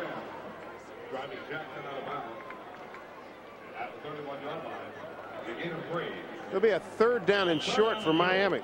Early in the 3rd quarter, but this is a big down for the Pittsburgh defense. We're talking field position. 3rd down and 2. On the 31, try Jackson again, steps over, takes a big blow. Safety came up. That was Ramon Walker. Boy, I tell you what, he brought a big load up from the safety spot. You see James Jackson. Who was that truck? And you see him coming up limping a little bit. He was missing a good portion of last week's game with his hip. The one thing you like about a guy like Walker, everything he does is full speed. Big time collision. Time you get that head snapping back for running back, you won. Just underway here, 3rd quarter. Miami 2-0 in the Big East Conference. Pittsburgh 2-3. Kelly, backside blitz, tries to get away. Did throw it. And the crowd wants some intentional grounding, but he was under some big pressure from Seth Hornack, the senior from Lower Borough, PA.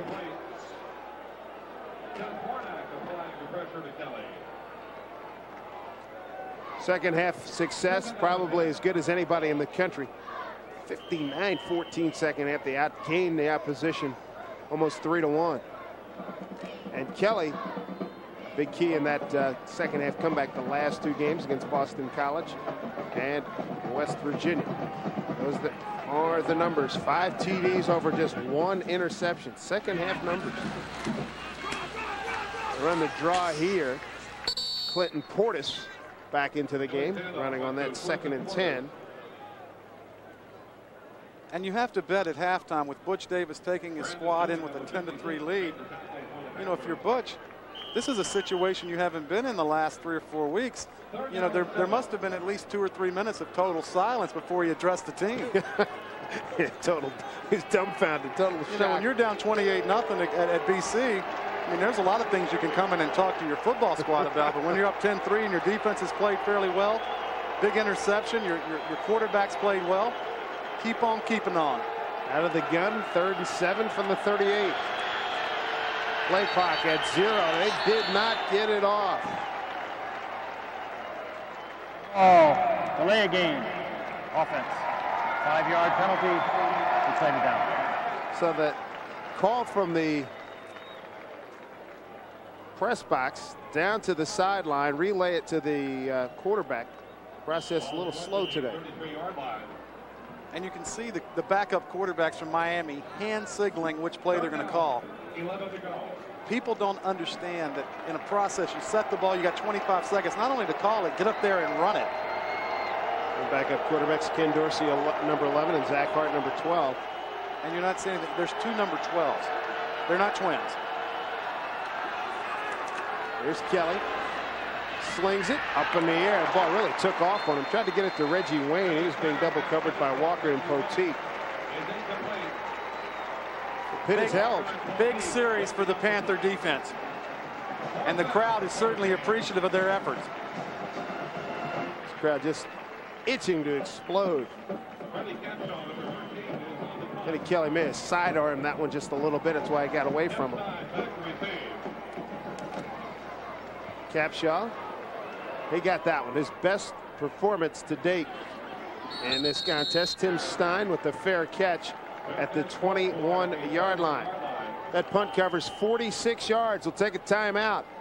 Pittsburgh gets his hands on the ball for the first time here in the second half, trailing by a touchdown. Lead here, just underway, 3rd quarter. First time Pitts had the ball. Dan Morgan, boy, we've seen a lot of him. Had his hands on the ball, or one hand on the ball. He's got a broken finger on the left hand. He's been involved in a lot of big tackles, running backs down from behind. From the 21-yard line, Nick Goings, the deep back for Pittsburgh. Goings gets the call. Runs hard to about the 27. Brought down by Nate Webster, number 52. Leonard Myers there, number 22 as well.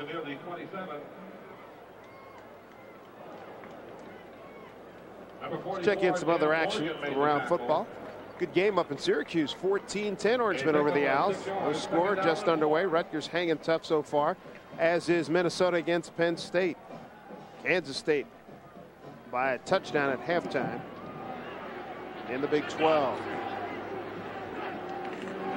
Second down play. Goings got hit. Looks like he might have been able to break down with Michael Burrow, the right defensive end. Delivered a big pop. An injured Pittsburgh player on the ground.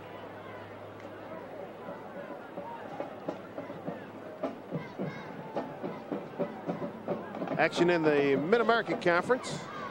Marshall, the number 1 team there. Alabama has taken a lead. Michigan over Northwestern big. Ohio State being shut out 3rd quarter up in East Lansing. Ethan Weidel, left tackle for Pittsburgh. 6'6" senior from Lebanon, Pennsylvania, is the injured Panther on the field. Looks like he sprained his ankle, Dave. He's had a long day. Concussion. Now he's got a sprained ankle. Look for the... Let's go down to the sidelines and John Sanders. All right, Dave, thank you very much. I'm joined now by Director of Athletics, Steve Peterson, and I know there's a lot of sadness because this is the next to last game. Next week, the Irish are here to close it out for good. But talk a little bit about what's going to replace Pitt Stadium.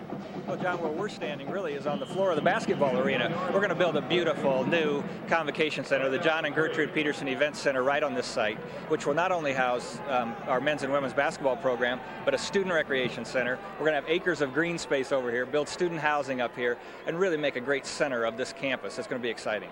Hang in there. We're going to go back to a short gain by the Panthers. And I know it was a difficult decision, Steve, and I know not everybody was happy about the move, but you've got to look to the future, right?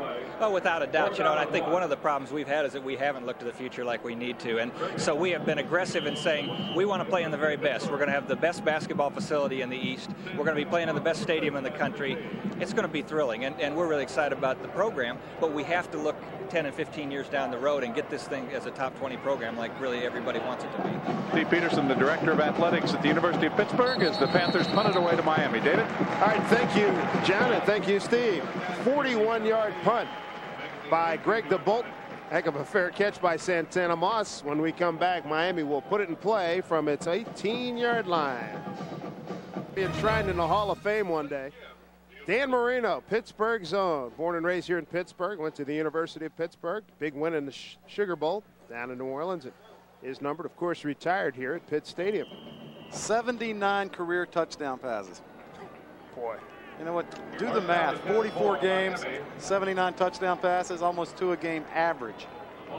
That and he's posted a couple in the National Football League. Oh, yeah. His name is sprinkled liberally around the record book.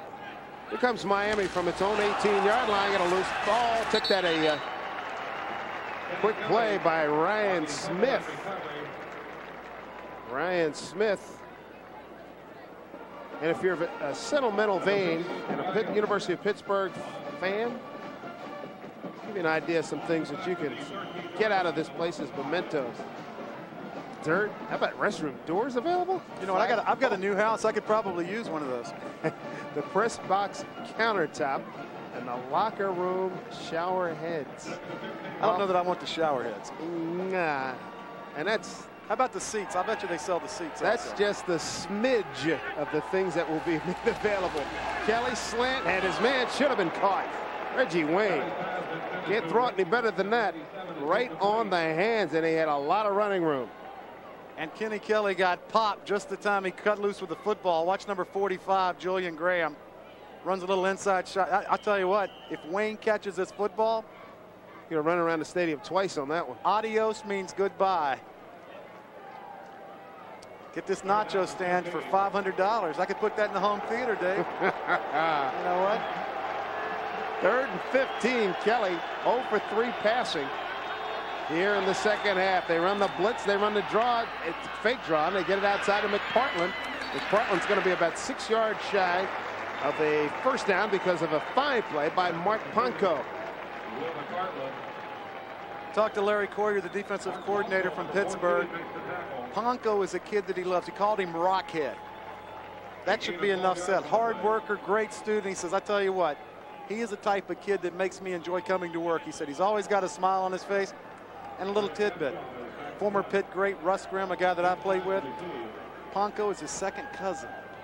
Wow. And wow on this punt, too. That's a fabulous punt back to the 18-yard line. Covered 55 yards. Tim Stein fighting, and finally goes down at about the 23-yard line.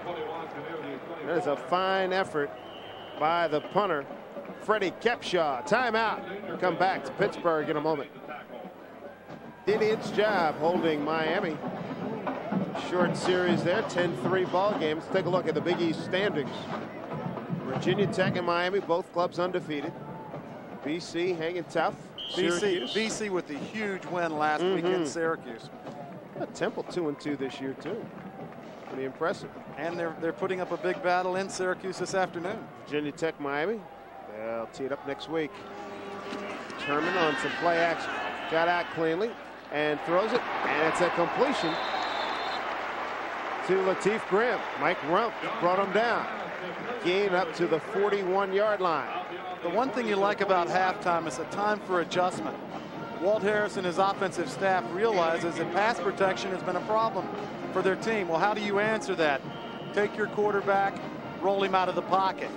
Still able to throw the ball, but you know what? Take some pressure off your offensive line. Everybody talks about Virginia Tech and what a great season they've had and can still have. Watch these two teams next year, folks. Blitz. Terman got a man running free, and he threw it well beyond the reach of Antonio Bryant. Bryant took it in slant. It was thrown over his head. He was running free down there. And that's what happens when a quarterback hasn't been in the starting lineup. He doesn't get as many snaps with the receivers. Some of the timing is a little bit off. Tell you what, folks, before he leaves this campus, number 80, Antonio Bryant, will own every receiving record that Pittsburgh has ever established. Well, as you can see, he can get open. He's battling Mike Rump. Second down, option call this time, and Webster says not even close, not on my watch. Not gonna happen. Blew that play up. Nate Webster. It's brought down by Nate Webster. And you wonder why I might say that these two football teams are going to be very good next year. This Miami defense only has 2 seniors starting on their defensive squad, only 3 playing on the offensive side of it. Nate Webster, yeah, he's going to be back next year, folks. He's got to be a headache for a lot of offensive coordinators in the Big East. Just wish 52 would go away, but it's not going to happen for a while. 7:27 and counting. Here in the third quarter. That's what Pitt has done on third down situations. Turman throws, and a catch is made by Bryant, and they're going to mark him inches away from the first down. And Walt Harris is going to have an interesting decision right here, right at the midfield marker. His squad's going to be about a half a yard short. I like this decision, folks. He's going for it. He's coming in with the 2 tight ends. I've been very impressed with what I've seen from Turman this afternoon. Thrown into the game with the injury to Priestley. Can't throw the ball any better than that. That's a good catch. They're going to go for it. They brought in Fiola and an extra tight end. Watch the hard count.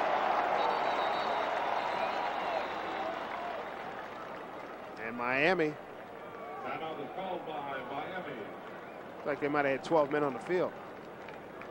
Or 13. There's a bunch of them heading to the sideline right now. Pretty good congregation down there. Make sure everything's all set.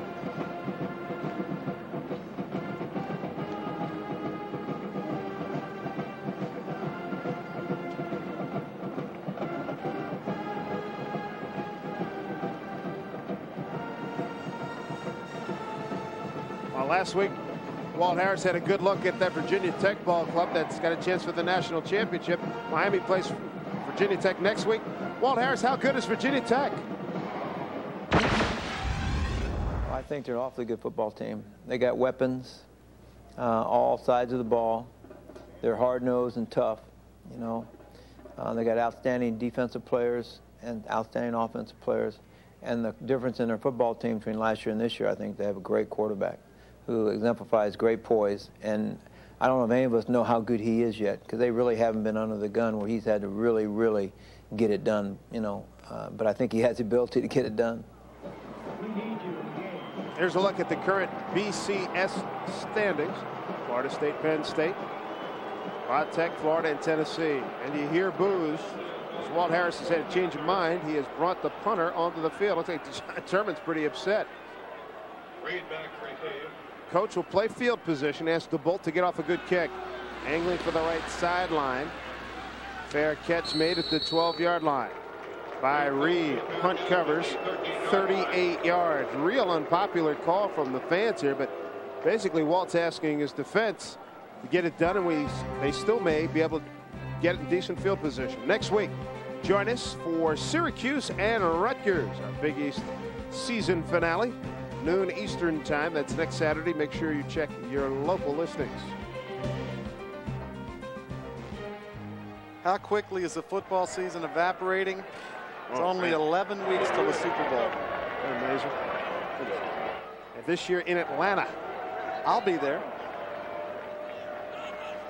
It's going to be a very interesting setup. There's Portis.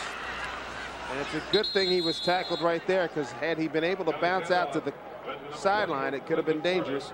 Tackled by Ramon Walker. Ramon Walker making the stop. Notice the sense of urgency, I mean, a lack thereof here from the Miami offense. Well, you can't be comfortable if you're Butch Davis for one simple reason.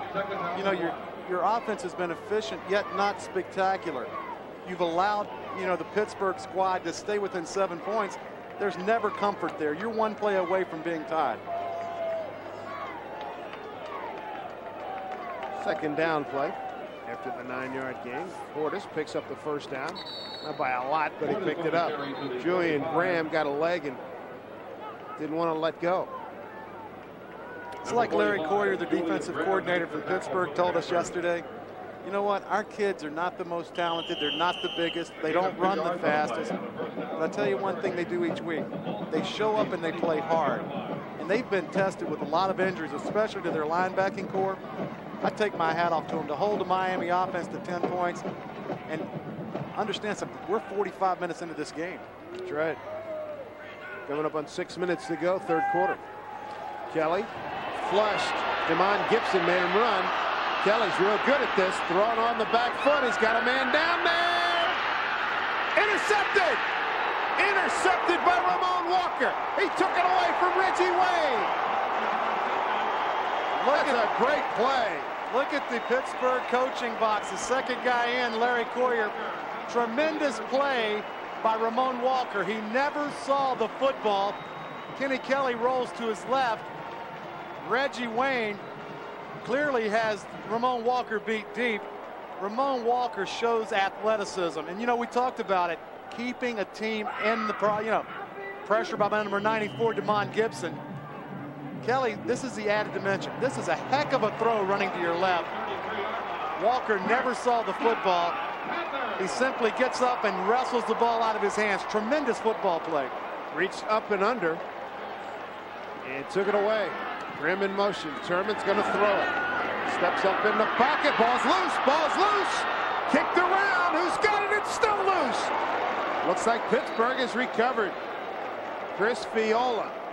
A lot of Pittsburgh hearts and throats right now. Timon Lewis was the one that knocked the ball loose. Defensive back coach Bill McGovern, you know what he's telling his team? One thing, compete. And that's certainly what they're doing. But this last play, Turman was hit in the pocket, fumbles the football. That's why that football's a weird shape. You know, that little oblong thing, bouncing all over the field. Pittsburgh is offensive linemen can't pick it up. They kick it. I think it was Weedle. Yeah, just don't land on it. You'll knock the air out of it. Went off his foot.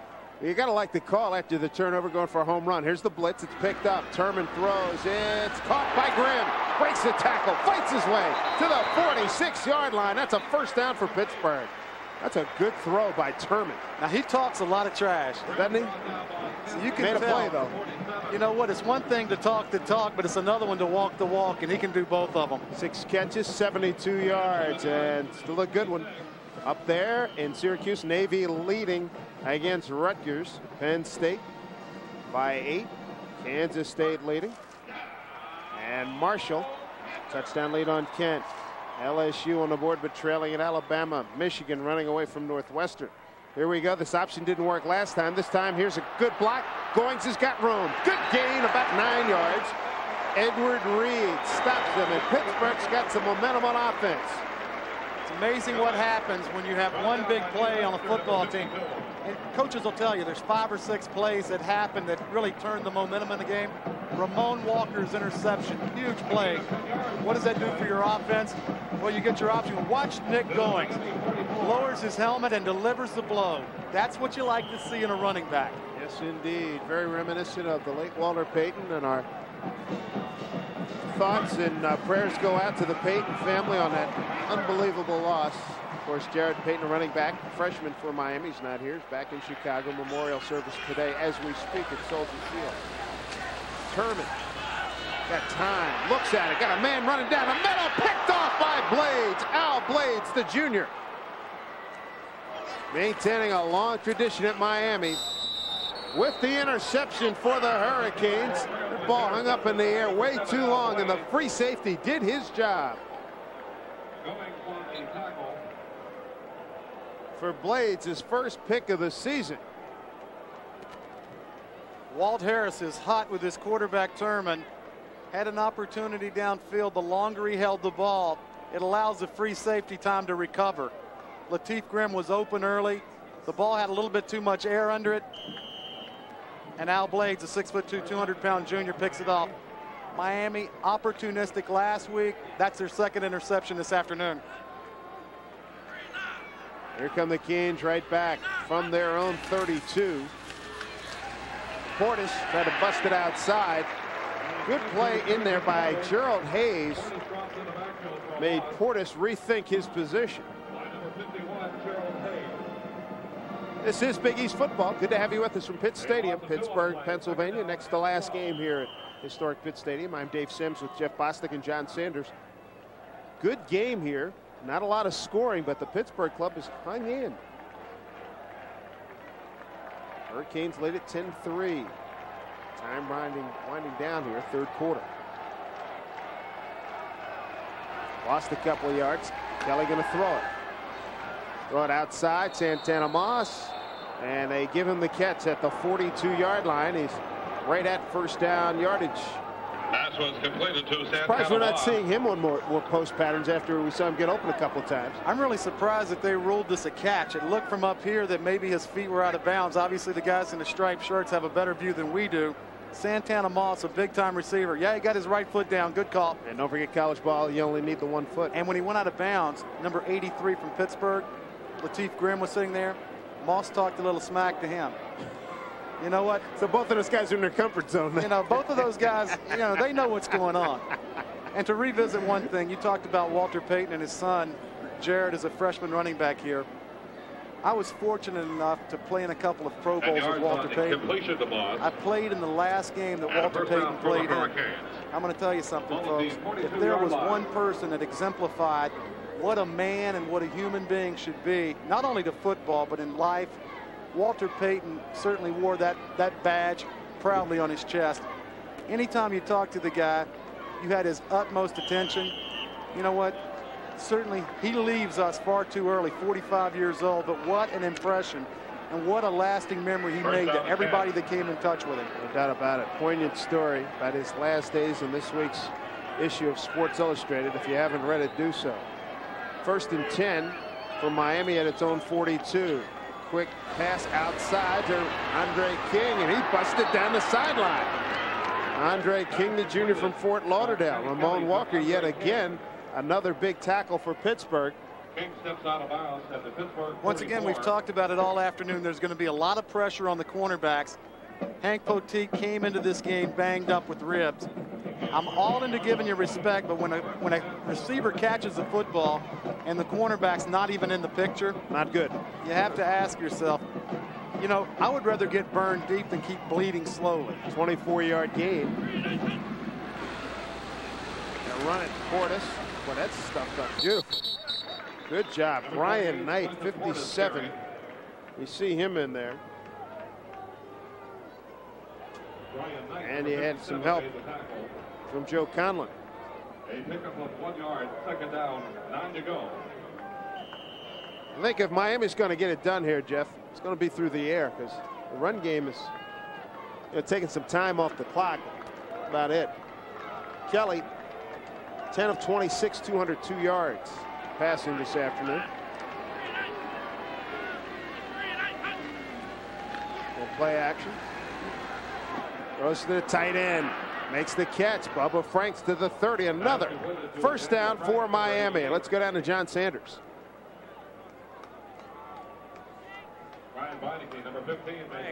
Frank's highly sought after as far as turning pro after this season. He has not said what he's going to do. Meantime, Santana Moss has assured everybody that he will be back for his senior season. We're going to have to wait and see on that. And by the way, Jeff, Daniel Franks is called Bubba not because of his size or the fact that he's a tight end. That's what he called his bottle when he was a kid.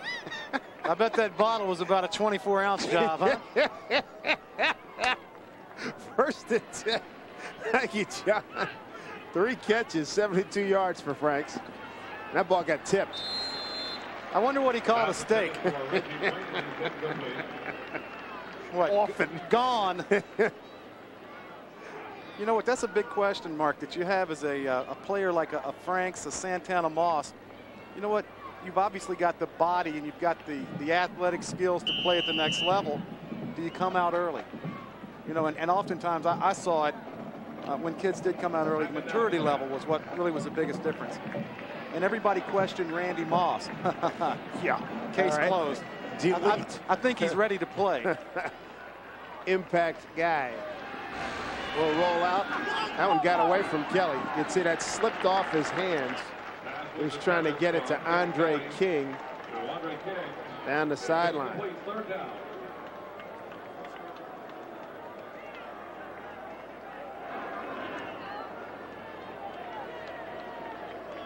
Miami 7 of 13 in third down situations this afternoon. You just saw the graphic that Miami has lost 5 underclassmen in the last 6 years, and obviously the most notable last year, Edgerrin James, impact player.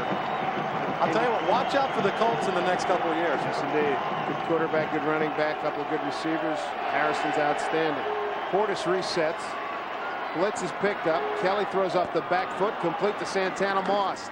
Hammered down at the 18-yard line. That's good for another first down for Miami.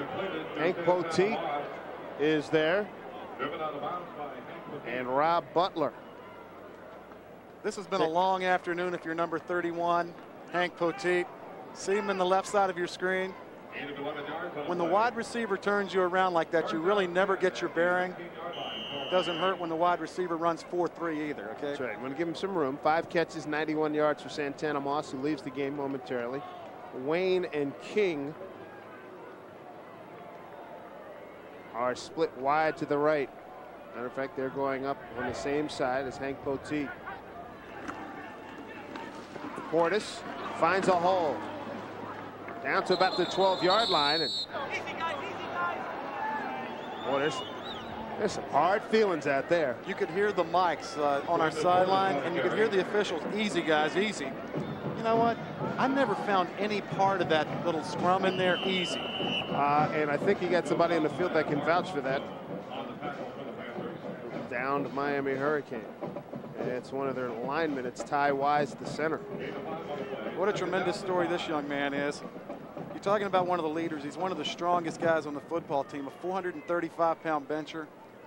And for people to lift weights, he can clean 350 pounds. And what does he do during the offseason?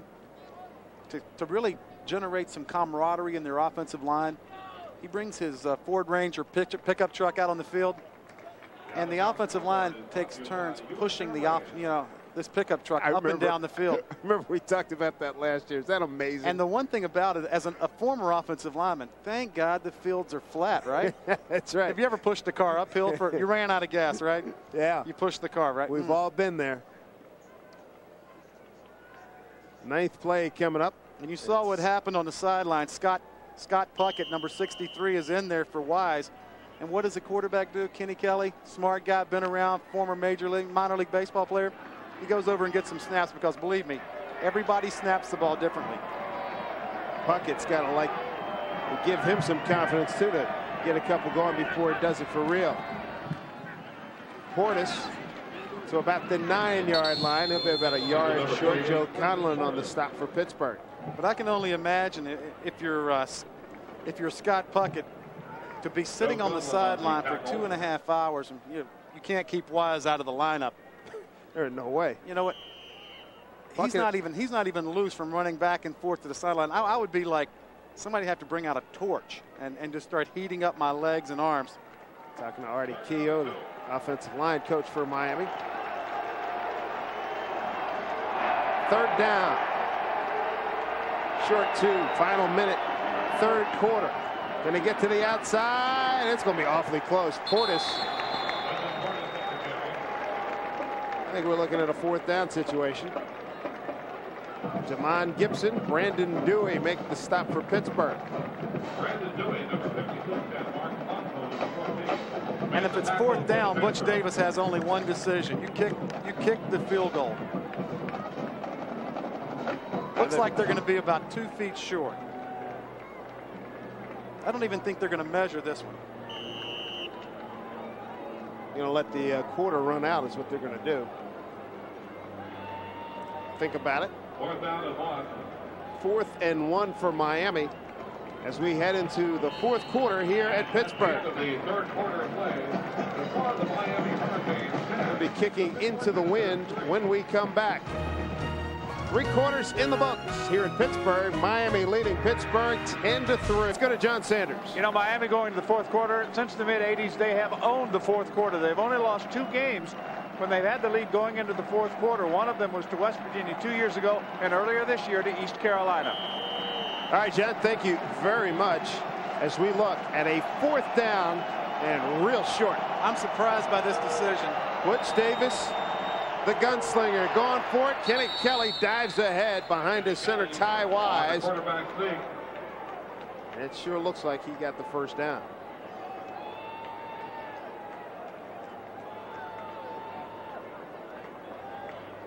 Thomas to Joseph. Going to bring in the chains to make sure. And it's amazing what can happen here. You know, wherever these officials spot the football, this is going to be very close. Look at Butch Davis. He doesn't want to look at it. By the length of a football. So first down, Miami. First and goal. Just inside the 9-yard line. I wonder if these headsets that head coaches in college football and pro, I wonder if they have oxygen masks with them, you know? Some of the decisions, you know, and especially on the college level, Butch Davis, Walt Harris, their futures are in the hands of 20, 21-year-old kids. So at the pulse, the heartbeat. 12th play coming up on this drive. Just underway, fourth quarter. Fulcher in motion. Fake it, tight end. Franks is there. Touchdown, Miami. Bubba Franks with his 4th TD catch of the season. And Miami's lead is extended to 16-3. He beat Gerald Hayes, the linebacker. Good job with play action fake, and a good job by the big guy. See, he's trying to explain to the quarterback, you know, that sun was in my eyes, but guess what? I was able to bring it in.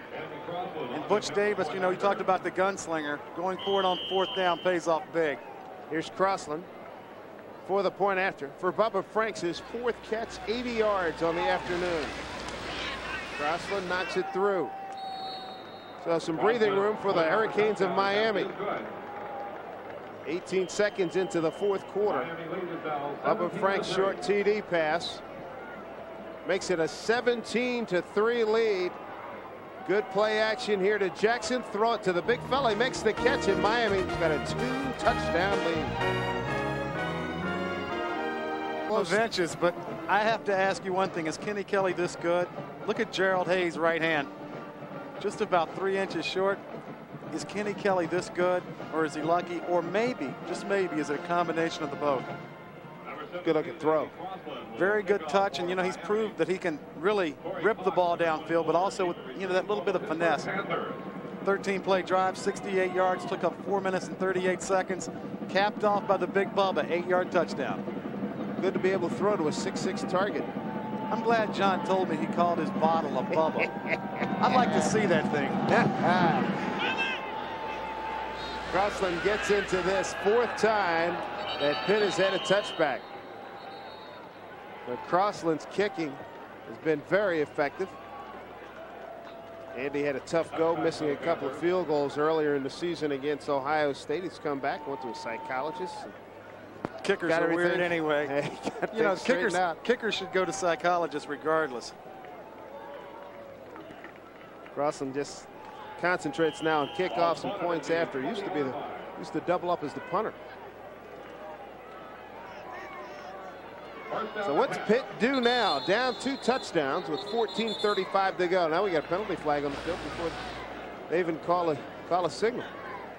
It's going to be an illegal substitution. Dead ball. Illegal substitution on the offense. 5-yard penalty. First down. You can't have 12 people in your huddle. And why would you say that? Because, you know, defensively across the way, it's a chess match. Sure. You know, when you're looking at it, it's a matchup personnel thing. When you got 12 people in the huddle, if you're Miami, what defensive personnel do you put into the game? Greg Schiano, the defensive coordinator for Miami, he says, you know what, that's not fair. 17-3 Miami. Pittsburgh's got to get some offense going, and that's not going to happen that way. And Terman picks it up and forges ahead to pick up a couple. Nate Webster. What else is new? Nate Webster on the tackle. If it's not Nate Webster, why don't you move over to Dan Morgan? Really? And then if you're applying pressure, why don't we say Damian Lewis? Michael Burrow. Held opponents scoreless. That is impressive. 76%. That a touchdown. 102 of 119, 86%. Wow.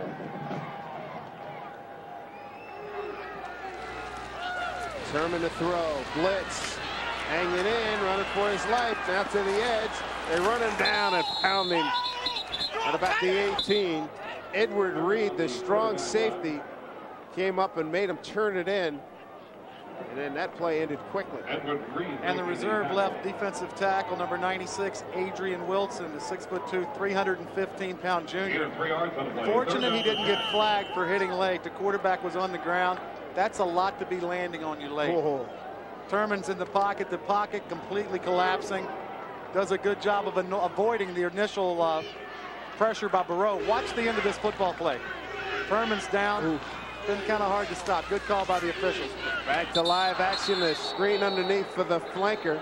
And Bryant took his eyes off it, and you saw they see that he's the Major League smack talker. So Damone Lewis got right in his mug.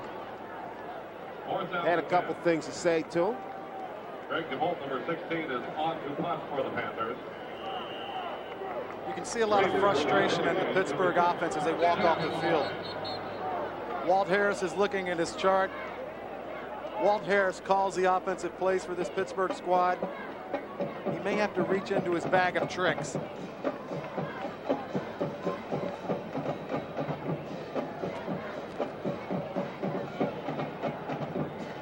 The call was there is no call, so they'll let them play. Greg DeBolt.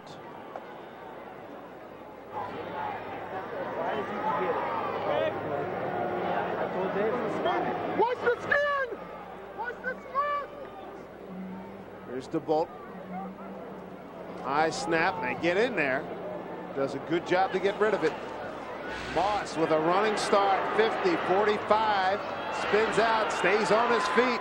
And he's knocked down at about the 37-yard line after a 39-yard punt. Scott McCurley stopped Moss after a fine return. Timeout, 13 minutes to go. Miami by 2 touchdowns here in Pittsburgh.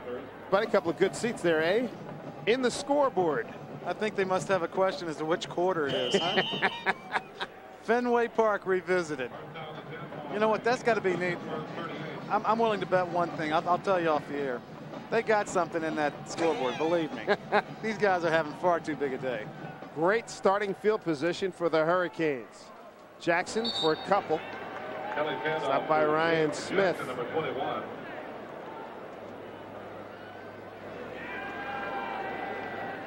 Time now for our Purolator game summary. And Kelly, 235 yards passing. Jackson's only had 4 carries this half. Look at the total yards. 322 and the one thing for Miami, 96. the one thing for Miami, their defense has been smothering, and especially the second half, holding Pittsburgh to 196 yards of total offense. This is the same squad that put over 400 on Virginia Tech last week. Bodes well for the Miami-Virginia Tech game, I'll tell you that. Got the block to the sideline. Portis to the 15-yard line. That's a gain of 20 yards. First down, Miami. Hank Poteet. When we talked before the game to Larry Coker, the Miami offensive coordinator, he said he's a guy that kind of hunts and pecks and looks for his hole. And when he finds a crease, he hits it. That's exactly what. Watch this right here. Runs right through the tackle of number 31, Hank Poteet. Hank has had a long afternoon. Yes, he has. This is an impressive performance by a true freshman, number 28. Clinton Portis, you'll remember that name. 17-3, Miami bidding for more. But Mercier did a good job on that last play. Here's Portis again, full back, gets him a block to the 10, and he gains about 9 yards on that play. Ramon Walker with the stop. A lot of credit to Will McPartland, the junior from Scranton, Pennsylvania. McPartland with a tremendous block on number 26, Hornack. You know what? They're going to have a big dilemma next year. You know, you've got a Najee Davenport that was injured early in the season. He'll be back at running back. You've got James Jackson. You've got Clinton Portis. You've got Jarrett Payton.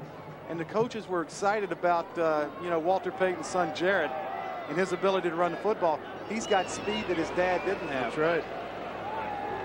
Canes on the move. Second down play. They give the fullback a little taste there and didn't have it happen for him. Kareem Thompson stopped him immediately. They gave the fullback a little taste, and I wonder if he liked what he got. Hey, he threw a couple of good blocks. You know, good gun. Let's give you a crumb. Here, taste this.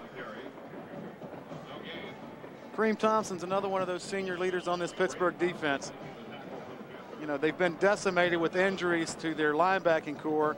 And he's one of those guys that, you know, they've sat in there and they've battled. Miami 8 of 15 on third downs today. You're in 2-down territory with Butch Davis. Sure enough. Comes the blitz. They run Portis behind Mercier, and penalty flag thrown in by the referee. Ramon Walker, yet another tackle.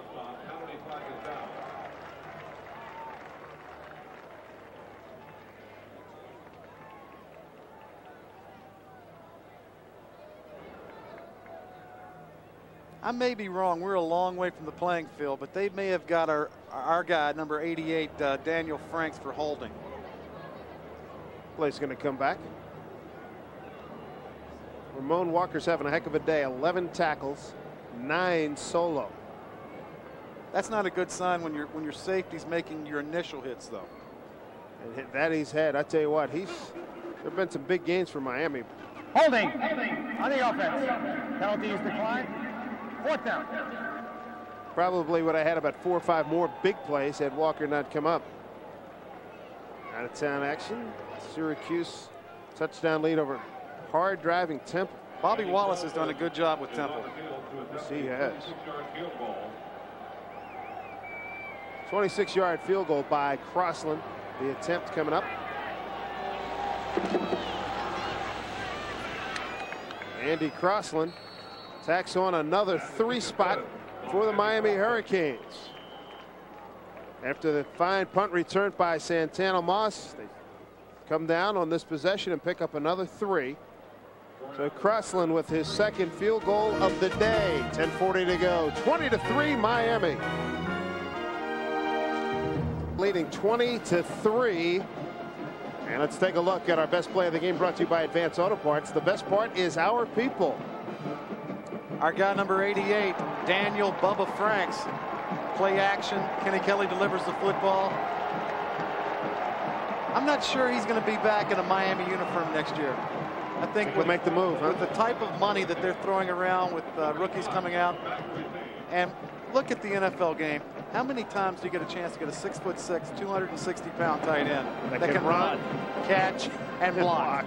Pretty good combo. Yeah. I want to be his agent. As they say, you'll be in a long line. Crossland's kick. Got a chance to be returned here from the 20-yard line. About the 32-yard line. Number 34, Brandon Williams. That return by, the tackle's made by LeVar Scott. Tackle by Brandon Williams. Oh, Navy. Not surprised there. How about Minnesota? You talked about Penn State. Might get knocked off, and might be today. Kansas State leading Colorado.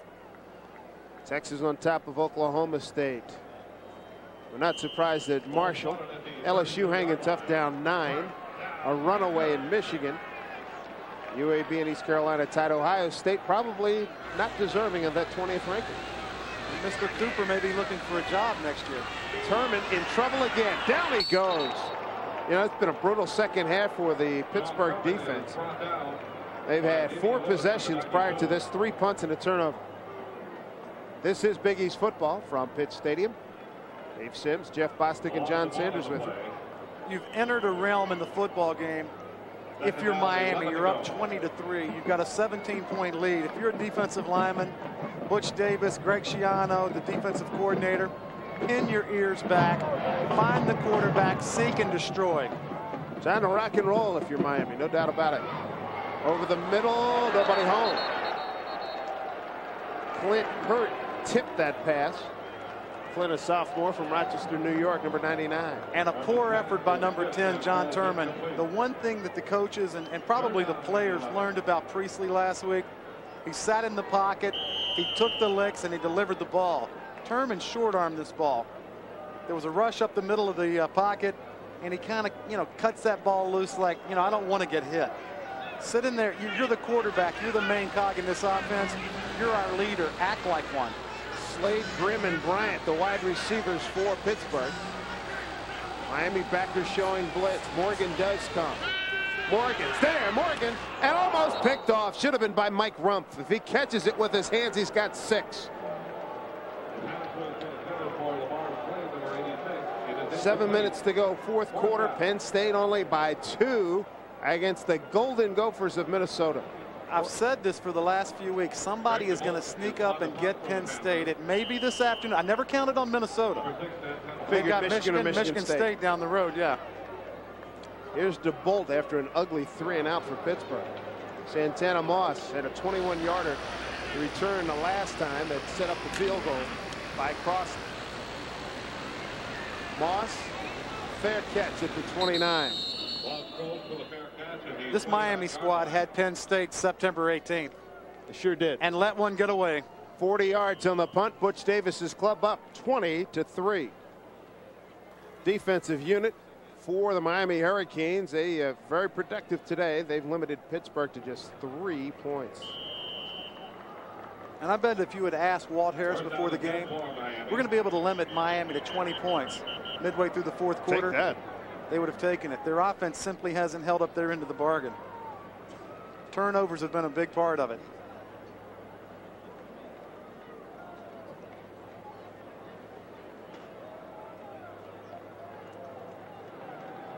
All right, we are ready for action. We talked about the pass rushers. Now, if you're Miami, if you're an offensive lineman, this is a part of the game that you love.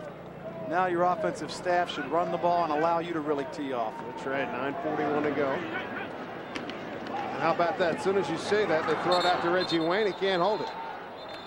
Let's go down to the sidelines and John Sanders.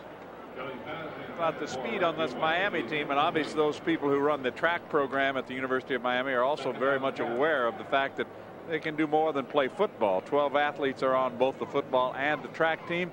And at the championships, who was featured? Well, Santana Moss in the 60-meter dash, and Aaron Mosier set a record in the pentathlon. Two guys who can do it on the football field and on the track.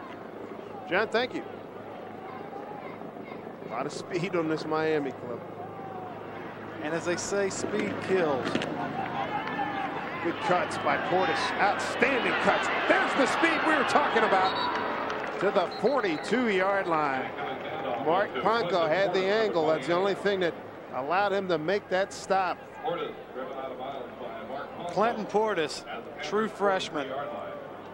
It's like Larry Coker said, the offensive coordinator from Miami, when given the opportunity, this kid has performed. They're going to have a dilemma next year. They're going to have about 4 quality running backs and 1 football. Somebody's going to be moved to the other side of the football. Sure Wait enough. and see. 28 yards on that game. Portis, 15 carries, 88 yards. He did not start. Uh-oh, busted play. Kenny Kelly throws it downfield in the general direction of Andre King, and the penalty flag's on the play. We're going to have an illegal lineman downfield. Kenny Kelly went brain dead for a moment. You know, there we go. Offensive lineman, they knew it was a run.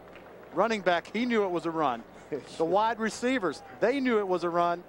Quarterback, I forgot that one. Andre King was down there trying to just get in the way of the DB. Look at the offensive lineman. They're going, why'd they call this?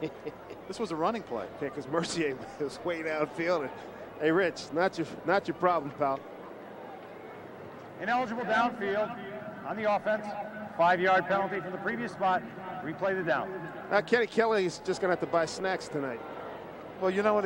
If you go buy these big offensive linemen a couple pizzas, you know, we used to have a couple guys that I played with that would fold the pizza over 2 big pieces. Those 8 pizza buns. Yeah, right. They'd fold 2 pieces and they'd eat it like a sandwich. Joe Jacoby could eat a pizza in 38 seconds. Unbelievable. I believe that. Oh, that's a good stick. Gasoline number 25. Yeah. Everybody in the park knew that was a big timer. Ramon Walker, you can hear that one. I am surprised that Ramon Walker's helmet is not more scratched up than it is. Well, normally it's the second one. You know, you look at the helmets and they got big scars because you're just hammering people. This guy's made about 3 or 4 big. Watch this hit, folks. You want to be a running back? Dude. Bam! Tremendous collision. What? You're talking about concussions. Yeah. You know, he's wondering which day it is right now. Mr. Portis, first half, 3 carries for 10 yards. 12 carries, 78 yards second half. There's another carry. Boy, that's a heck of a move he made. He was dead to rights in the hole. Damon Gibson brings him down. That was a nifty move. Later on today, some more great college football. I'm thinking basketball already. Got to relax on that. Later today, available on ESPN Game Plan, more college football. Check these out. For more info, visit online, ESPN.com. That Washington-Arizona game should be special. And look for Ron Dane going after Ricky Williams' record in that Purdue game. Who's going to win the Heisman? Boy, you mentioned Joe Hamilton yesterday. Ron Dane's going to get a lot of votes. Drew Brees will get a lot. This is going to be an interesting vote. Kelly, sideline ball. That's a heck of a catch. Now they say he was out of bounds. Pass intended for Santana Moss is incomplete, out of bounds. And they say that the Heisman goes to the person that is the best college player. I would tend to vote that it goes to the player that means the most to their football team. And when you look at Georgia Tech and you look what Joe Hamilton has done this season, they are probably a top 20 team, maybe at best. There's a lot of people that could argue that Corey Moore could be the Heisman. Yeah, that's all right. Anybody who's tried to block him could. Freddie Kepshaw had a lot of time on that punt. Knocks it out of bounds, 33 yards, and pins Pittsburgh back at its own 9-yard line. Fourth quarter here, and Pittsburgh in a hole. Start this drive at their own 9-yard line. Long way to go for the Panthers against a very good Miami defensive unit led by that man, Dan Morgan.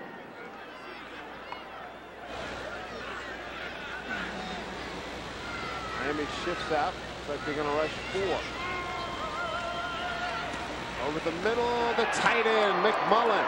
Look at that good play as he drives the safety. Hey, look at Reed. He took it away. They say the way he was down. But McMullen, his first catch this afternoon, he had 1 thrown at his feet and 2 thrown behind him. That's a 29-yard gain. And I'm not sure that wasn't a fumble recovery. Tight end, it's one thing if you've got the tight end stopped and you stop his progression. Look in the eyes of number 44. You wonder what happens in a football game. Able to run. Watch him track this play down. You can see McMullen still going forward. Number 20, Reed, already has possession of the football, folks. This is a fumble. That play would have been reviewed in the NFL. Or I'll tell you what, there would have been a coach with a blown gasket. Goings in motion. They rush 4. Terman, loose ball. His arm was not coming forward. That's a fumble. Jamal Green, and Miami takes over. Green forced that fumble. The freshman from Camden, New Jersey. Matt Sweeney, number 98, coming up with the loose ball. Well, Matt Sweeney recovers for Miami.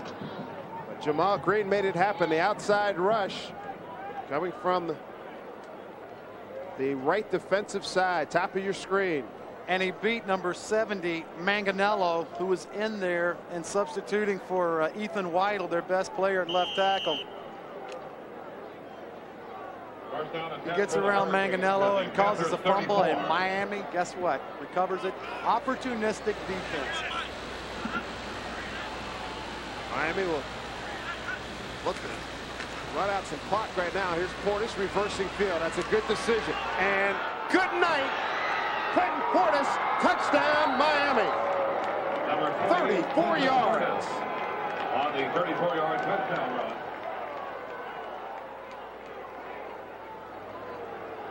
18 carries for 129 yards for Clinton Portis. Came off the bench.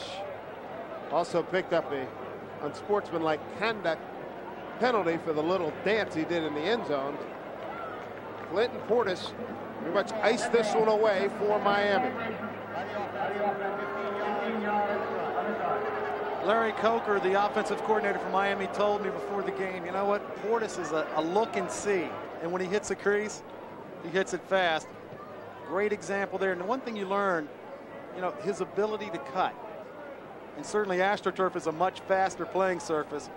How much do the Miami Hurricanes like AstroTurf, Dave? Well, a lot. They're about to go 12-2 under Butch Davis on artificial surfaces. Crossland's point after is going to come from 35 yards out because of the excessive celebration penalty against Clinton Portis. And Mr. Portis got a lot of the Pitt faithful heading to the exits. Sure did. Honey, where are the car keys? 5th touchdown this season for Portis.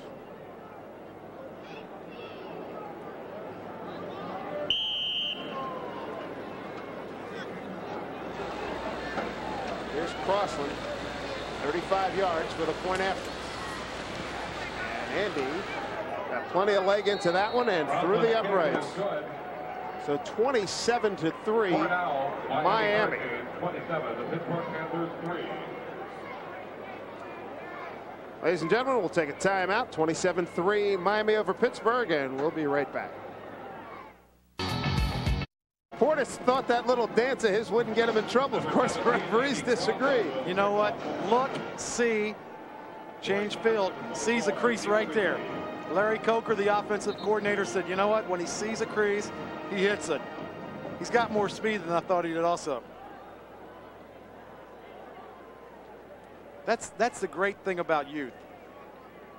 And you see quick strike offense. They've had 16 touchdowns this season in which the drive is 2 minutes or less. That's frightening. And it goes back to that one word, speed. They start the 22-second clock. And Butch Davis said something to us yesterday, Dave. He says, you know what? The schedule that we've played, they played the number 1, the number 2, the number 7, the number 16, and the number 25 ranked team in the nation. And, you know, they had Penn State beat, basically. Sure did. Give up a big 79-yard touchdown pass late. Had a 23-10 lead over East Carolina. Lost that game. Now, they had a couple of comebacks that maybe they shouldn't have won. He said, but I think our team experience and what we went through in '99. And you see the final in Syracuse. Syracuse comes away with a 27-10 win over Temple. That makes Syracuse eligible for a bowl game. But Butch Davis said, you know, maybe the things that our squad has been through in 1999 wins us a national championship in the year 2000. Sure enough. That's pretty bold statements. The other thing, too, that was interesting when he talked about 12 weeks of football, they had just 5 games. They had that one game hurricaned out, if you will, the Temple game, which will play December 4th.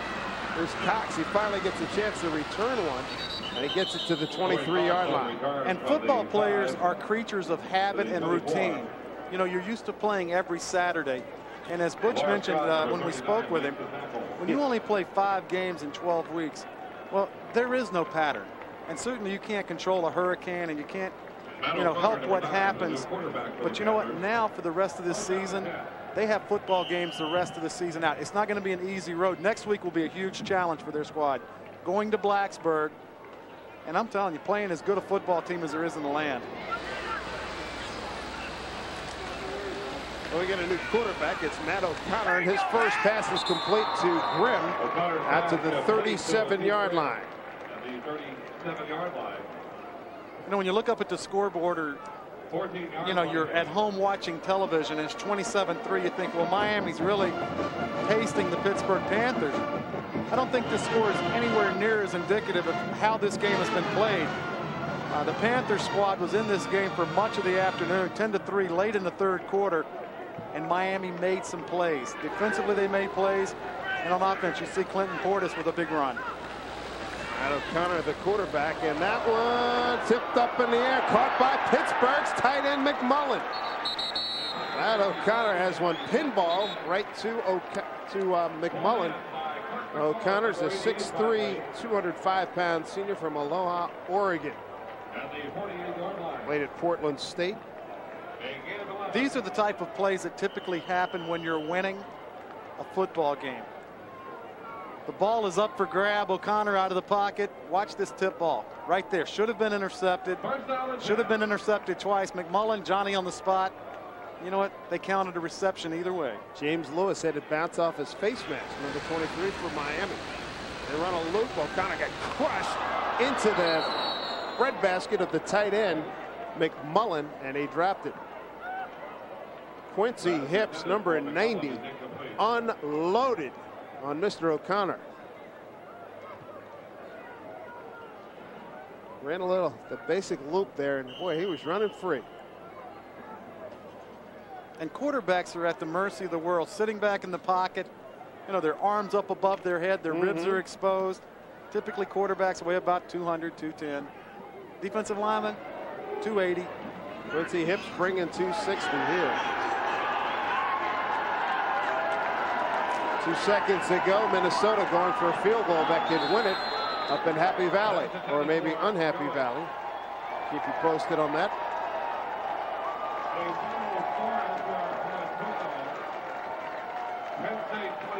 And you hear the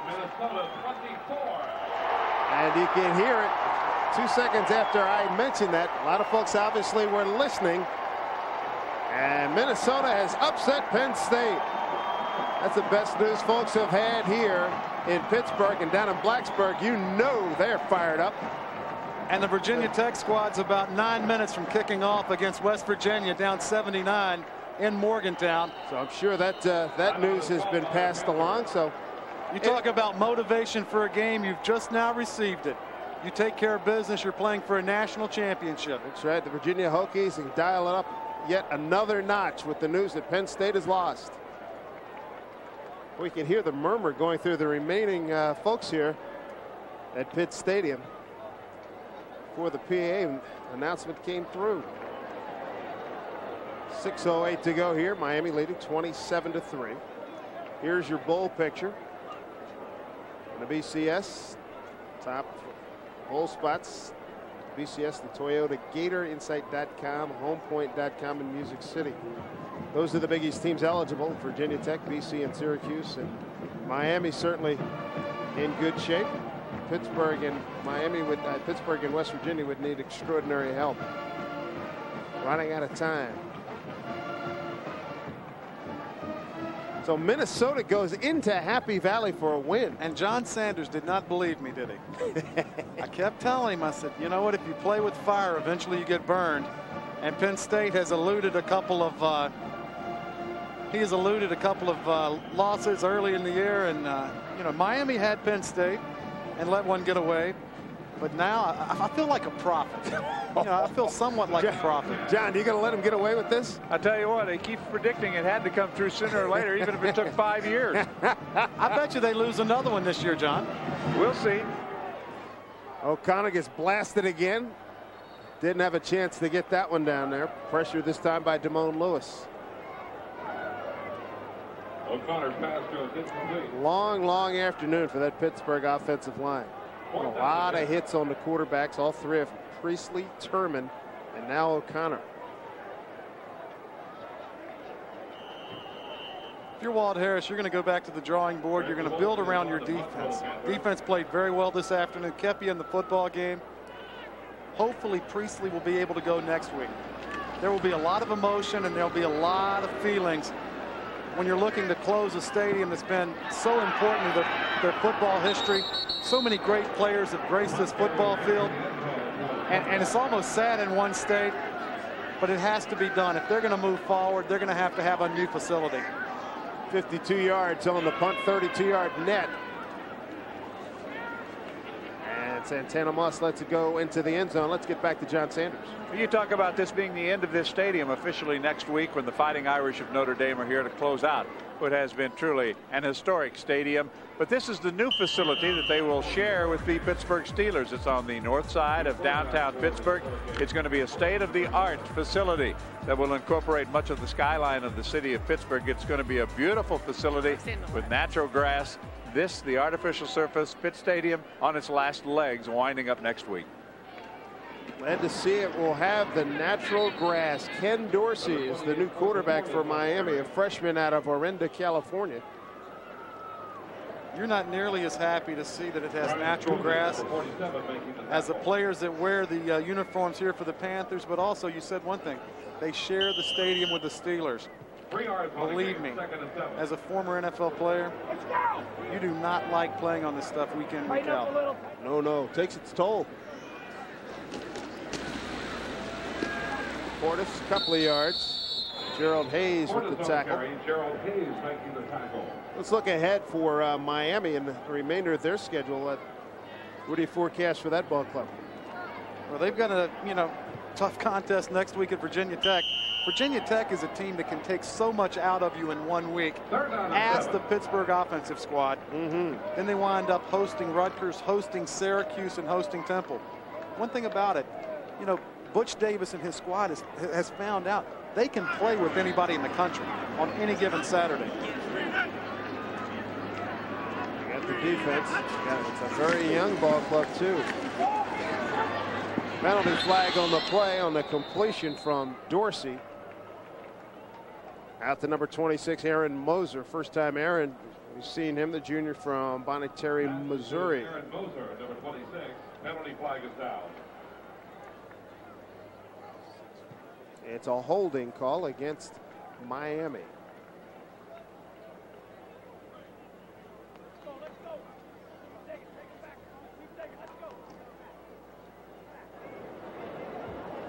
I think John Butera done a great job with the stats today, and former Pittsburgh defensive back.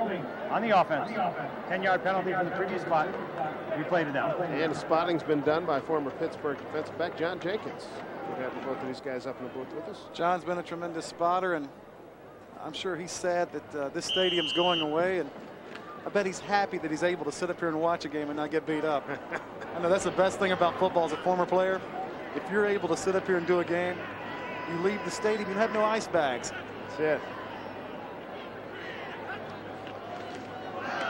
Not good there, as Dorsey undoubtedly stepped on a foot of an offensive lineman there. 4:27 to go.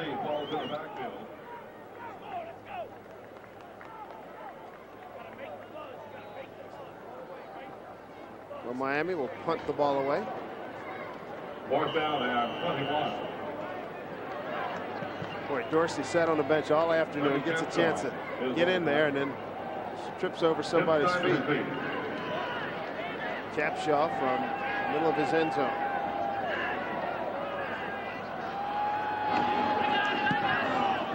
Gets off a pretty good kick. Tim Stein backs up to about the 46. Knocked down immediately at the 40. 4-yard return, 45 yards on the punt, tackled by Nick Ward. Our Dodge player of the game is Kenny Kelly. His numbers 13 of 33, 236, a touch and 2 picks. Did score a rushing touchdown. It's our Dodge player of the game, Kenny Kelly. And his completion ratio is not real good, but what he was able to do, Dave, he made the big plays when he had to. And a couple of near misses too. Boy. And only a redshirt sophomore. Scary. Remember one thing about Miami, they're only playing 5 seniors. They're going to have a bunch of guys back in the year 2000. And O'Connor from midfield. Throws, and that's picked off. And that's Webster. Down the sideline, he cuts it back in. His second pick of the day. Webster fights his way all the way down to the 7-yard line. Nate Webster. 48 yards on the return. He's got some big yardage, a 48 and a 37-yarder on interception returns today. And this is the type of interception, if you're a player, you're certainly happy to get it. When he gets over to the sideline, some of his defensive teammates are going to give him a tough time about getting ran down by a quarterback. You know what, Johnny on the spot, a poorly thrown ball. Right here, Nate is not a running back. Wait on your blocking. Wait on your blocking. If he had waited for Morgan, Morgan takes him out. And you know what? Look at the linebackers. Look at Webster. Block for me. You know, please, Dan Morgan, block for me. I can score.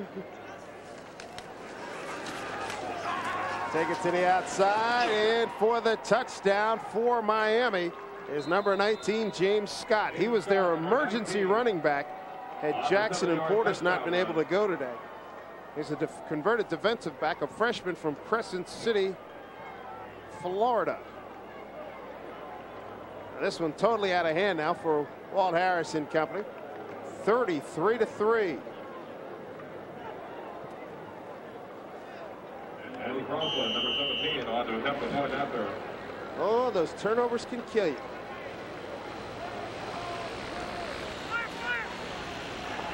Ball gets away, and down goes the holder. Tough time in there for Zach Hart. Snap was a little bit low, and He was screaming fire, looking for help, and nobody home. He needed somebody to put the fire out once he tried to get out there and throw the ball. Another look at the touchdown, and Dave hit it on the head. The turnovers have been the big nemesis for the Pittsburgh offense. Miami able to take advantage of it. You saw the stat earlier. When Miami has the lead in the fourth quarter, it's basically over. 33-3. Last two scores took them 9 seconds and 4 seconds. And the Portis 34-yard run, and now the 7-yard run by James Scott. Next week, make sure you join us on the Big East TV. Syracuse at Rutgers. Syracuse with a win today against Temple. And Rutgers on the short end against Navy today. But they'll get together, Syracuse and Rutgers, next Saturday, noon start. Check your local listings for that game. Talking about a long season, how would you like to be Terry Shea and the Rutgers staff? Man, I think I'll take a decline on that one. I think I'd rather be a wedge buster.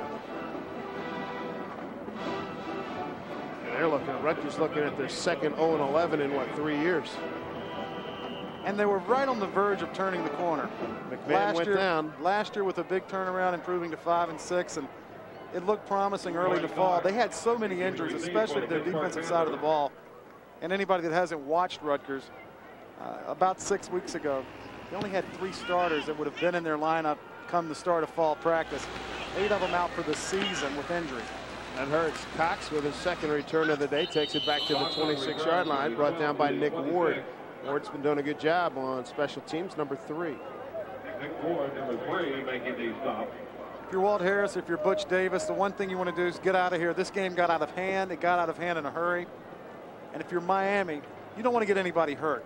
All the reserves will be playing now. This is a chance for guys that practice every week to get a little bit of playing time. Now they're going to shift their focus to Blacksburg and the Virginia Tech Hokies. And believe me, when you shift that focus, you better be focused. Oh, Turman is back in the game for Pittsburgh.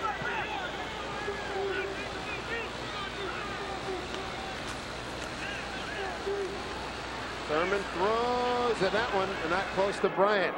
Miami's defense has done a good job on Bryant and Grimm. Grimm 7 catches for 86 yards. Bryant just 2 for 20.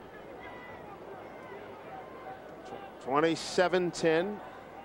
The Orangemen rebound from last week's loss. Halftime, Navy rolling there. The upset of the day so far. Minnesota the victor at Penn State. K-State leading.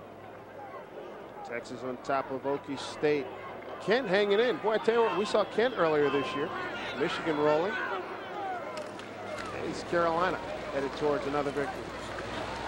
Turman in trouble. And Popovich takes him down at the 29. We mentioned it at halftime, Dave. Now Virginia Tech has it all in their hands. It's exquisite, isn't it? They have to cross every T and dot every I right now. Take care of business. Boy, Michigan State pounds Ohio State. And I would have to think that, you know, John Cooper in Ohio State can't feel real happy or secure about his job security. They're a team that would have, could have, and probably should have won a couple of national championships the last 3 or 4 years. Sure enough. Turman, he's flushed out again. He's in trouble, and down he goes.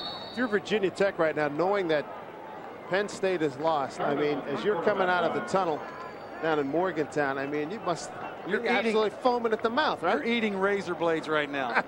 Because right now, you know, the way it's all set up with the BCS, you have your entire season and you have control of it in your own hand. And that's all you ask for as a team. You know what? We're going to play our schedule, and everybody's talked about strength of schedule from Virginia Tech. All they can do is play the teams that are on their schedule. Set them up, knock them down. Turman, oh boy, he got blasted. A lot of sacks today for Miami. This one by Green, Jamal Green, his second of the afternoon. Under 2 minutes to go. How about Florida State as well? Florida State, as you pointed out, and a lot of folks have talked about, you know, that battle with Florida. Hey, there's no guarantee Florida State's going to be there. You know what? You may be looking at a Virginia Tech Florida national championship game. Sure. Don't count out Nebraska either. 7 sacks this afternoon for Miami. came in with 20 on the season. Ooh, that was ugly. No penalty flags. Get it outside to Moodhart. Moodhart takes it to the 41. Thurman's flash completed to Mark Moodhart, number 40. Jeff Popovich making the stop. Take a look at what's happening next week in the Big East. The game will have Syracuse and Rutgers, a noon Eastern time start. West Virginia is at Boston College. Notre Dame is here to close out Pitt Stadium against the Panthers. Miami at Virginia Tech. How big a game is that? Miami will move up in the standings. And when you look at Virginia Tech's schedule, Dave, they've got Miami next week. They still have BC on their schedule. BC is a much improved football team. That game is at BC? That game is at Blacksburg. Oh, it's at Blacksburg, okay. 88, Kirk McMullen. Final Pass is incomplete. 43 seconds. 4th down and 6. In what has turned into a long afternoon for the Pittsburgh Panthers. Kept it close for a long time, but 30 unanswered points by the Hurricanes of Miami. Turned this one into a rout.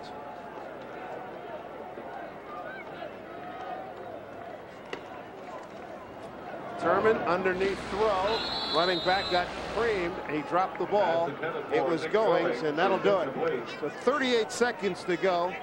Miami will take the knee a couple of times, and this game will be over.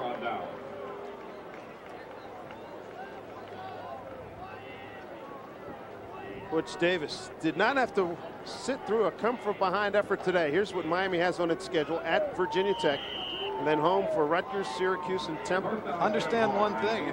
If Miami can pull the upset and beat Virginia Tech in Blacksburg, which would be a huge victory, they've got two teams at their place that they should beat. Right. And then we're talking Big East champion. Sure enough. Scott taken down hard. I'm going to let you guess. I'm going to let you guess who made the tackle. The kid has emptied the tank today. An outstanding performance, a gutty performance by Ramon Walker. Looks like he hurt his shoulder on that tackle. He did.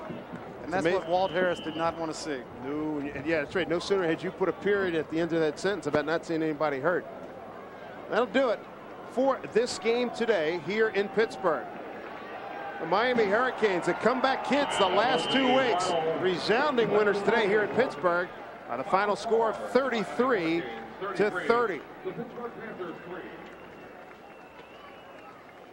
33-3 is our final score here from Pittsburgh. For Jeff Bostic and John Sanders, I'm Dave Sims. Miami with a big win today. Thanks for joining us as the Canes go to 5-3, 3-0 in the Big East. We'll see you next week. Syracuse and Rutgers here on the Big East Network. Have a good afternoon, everybody.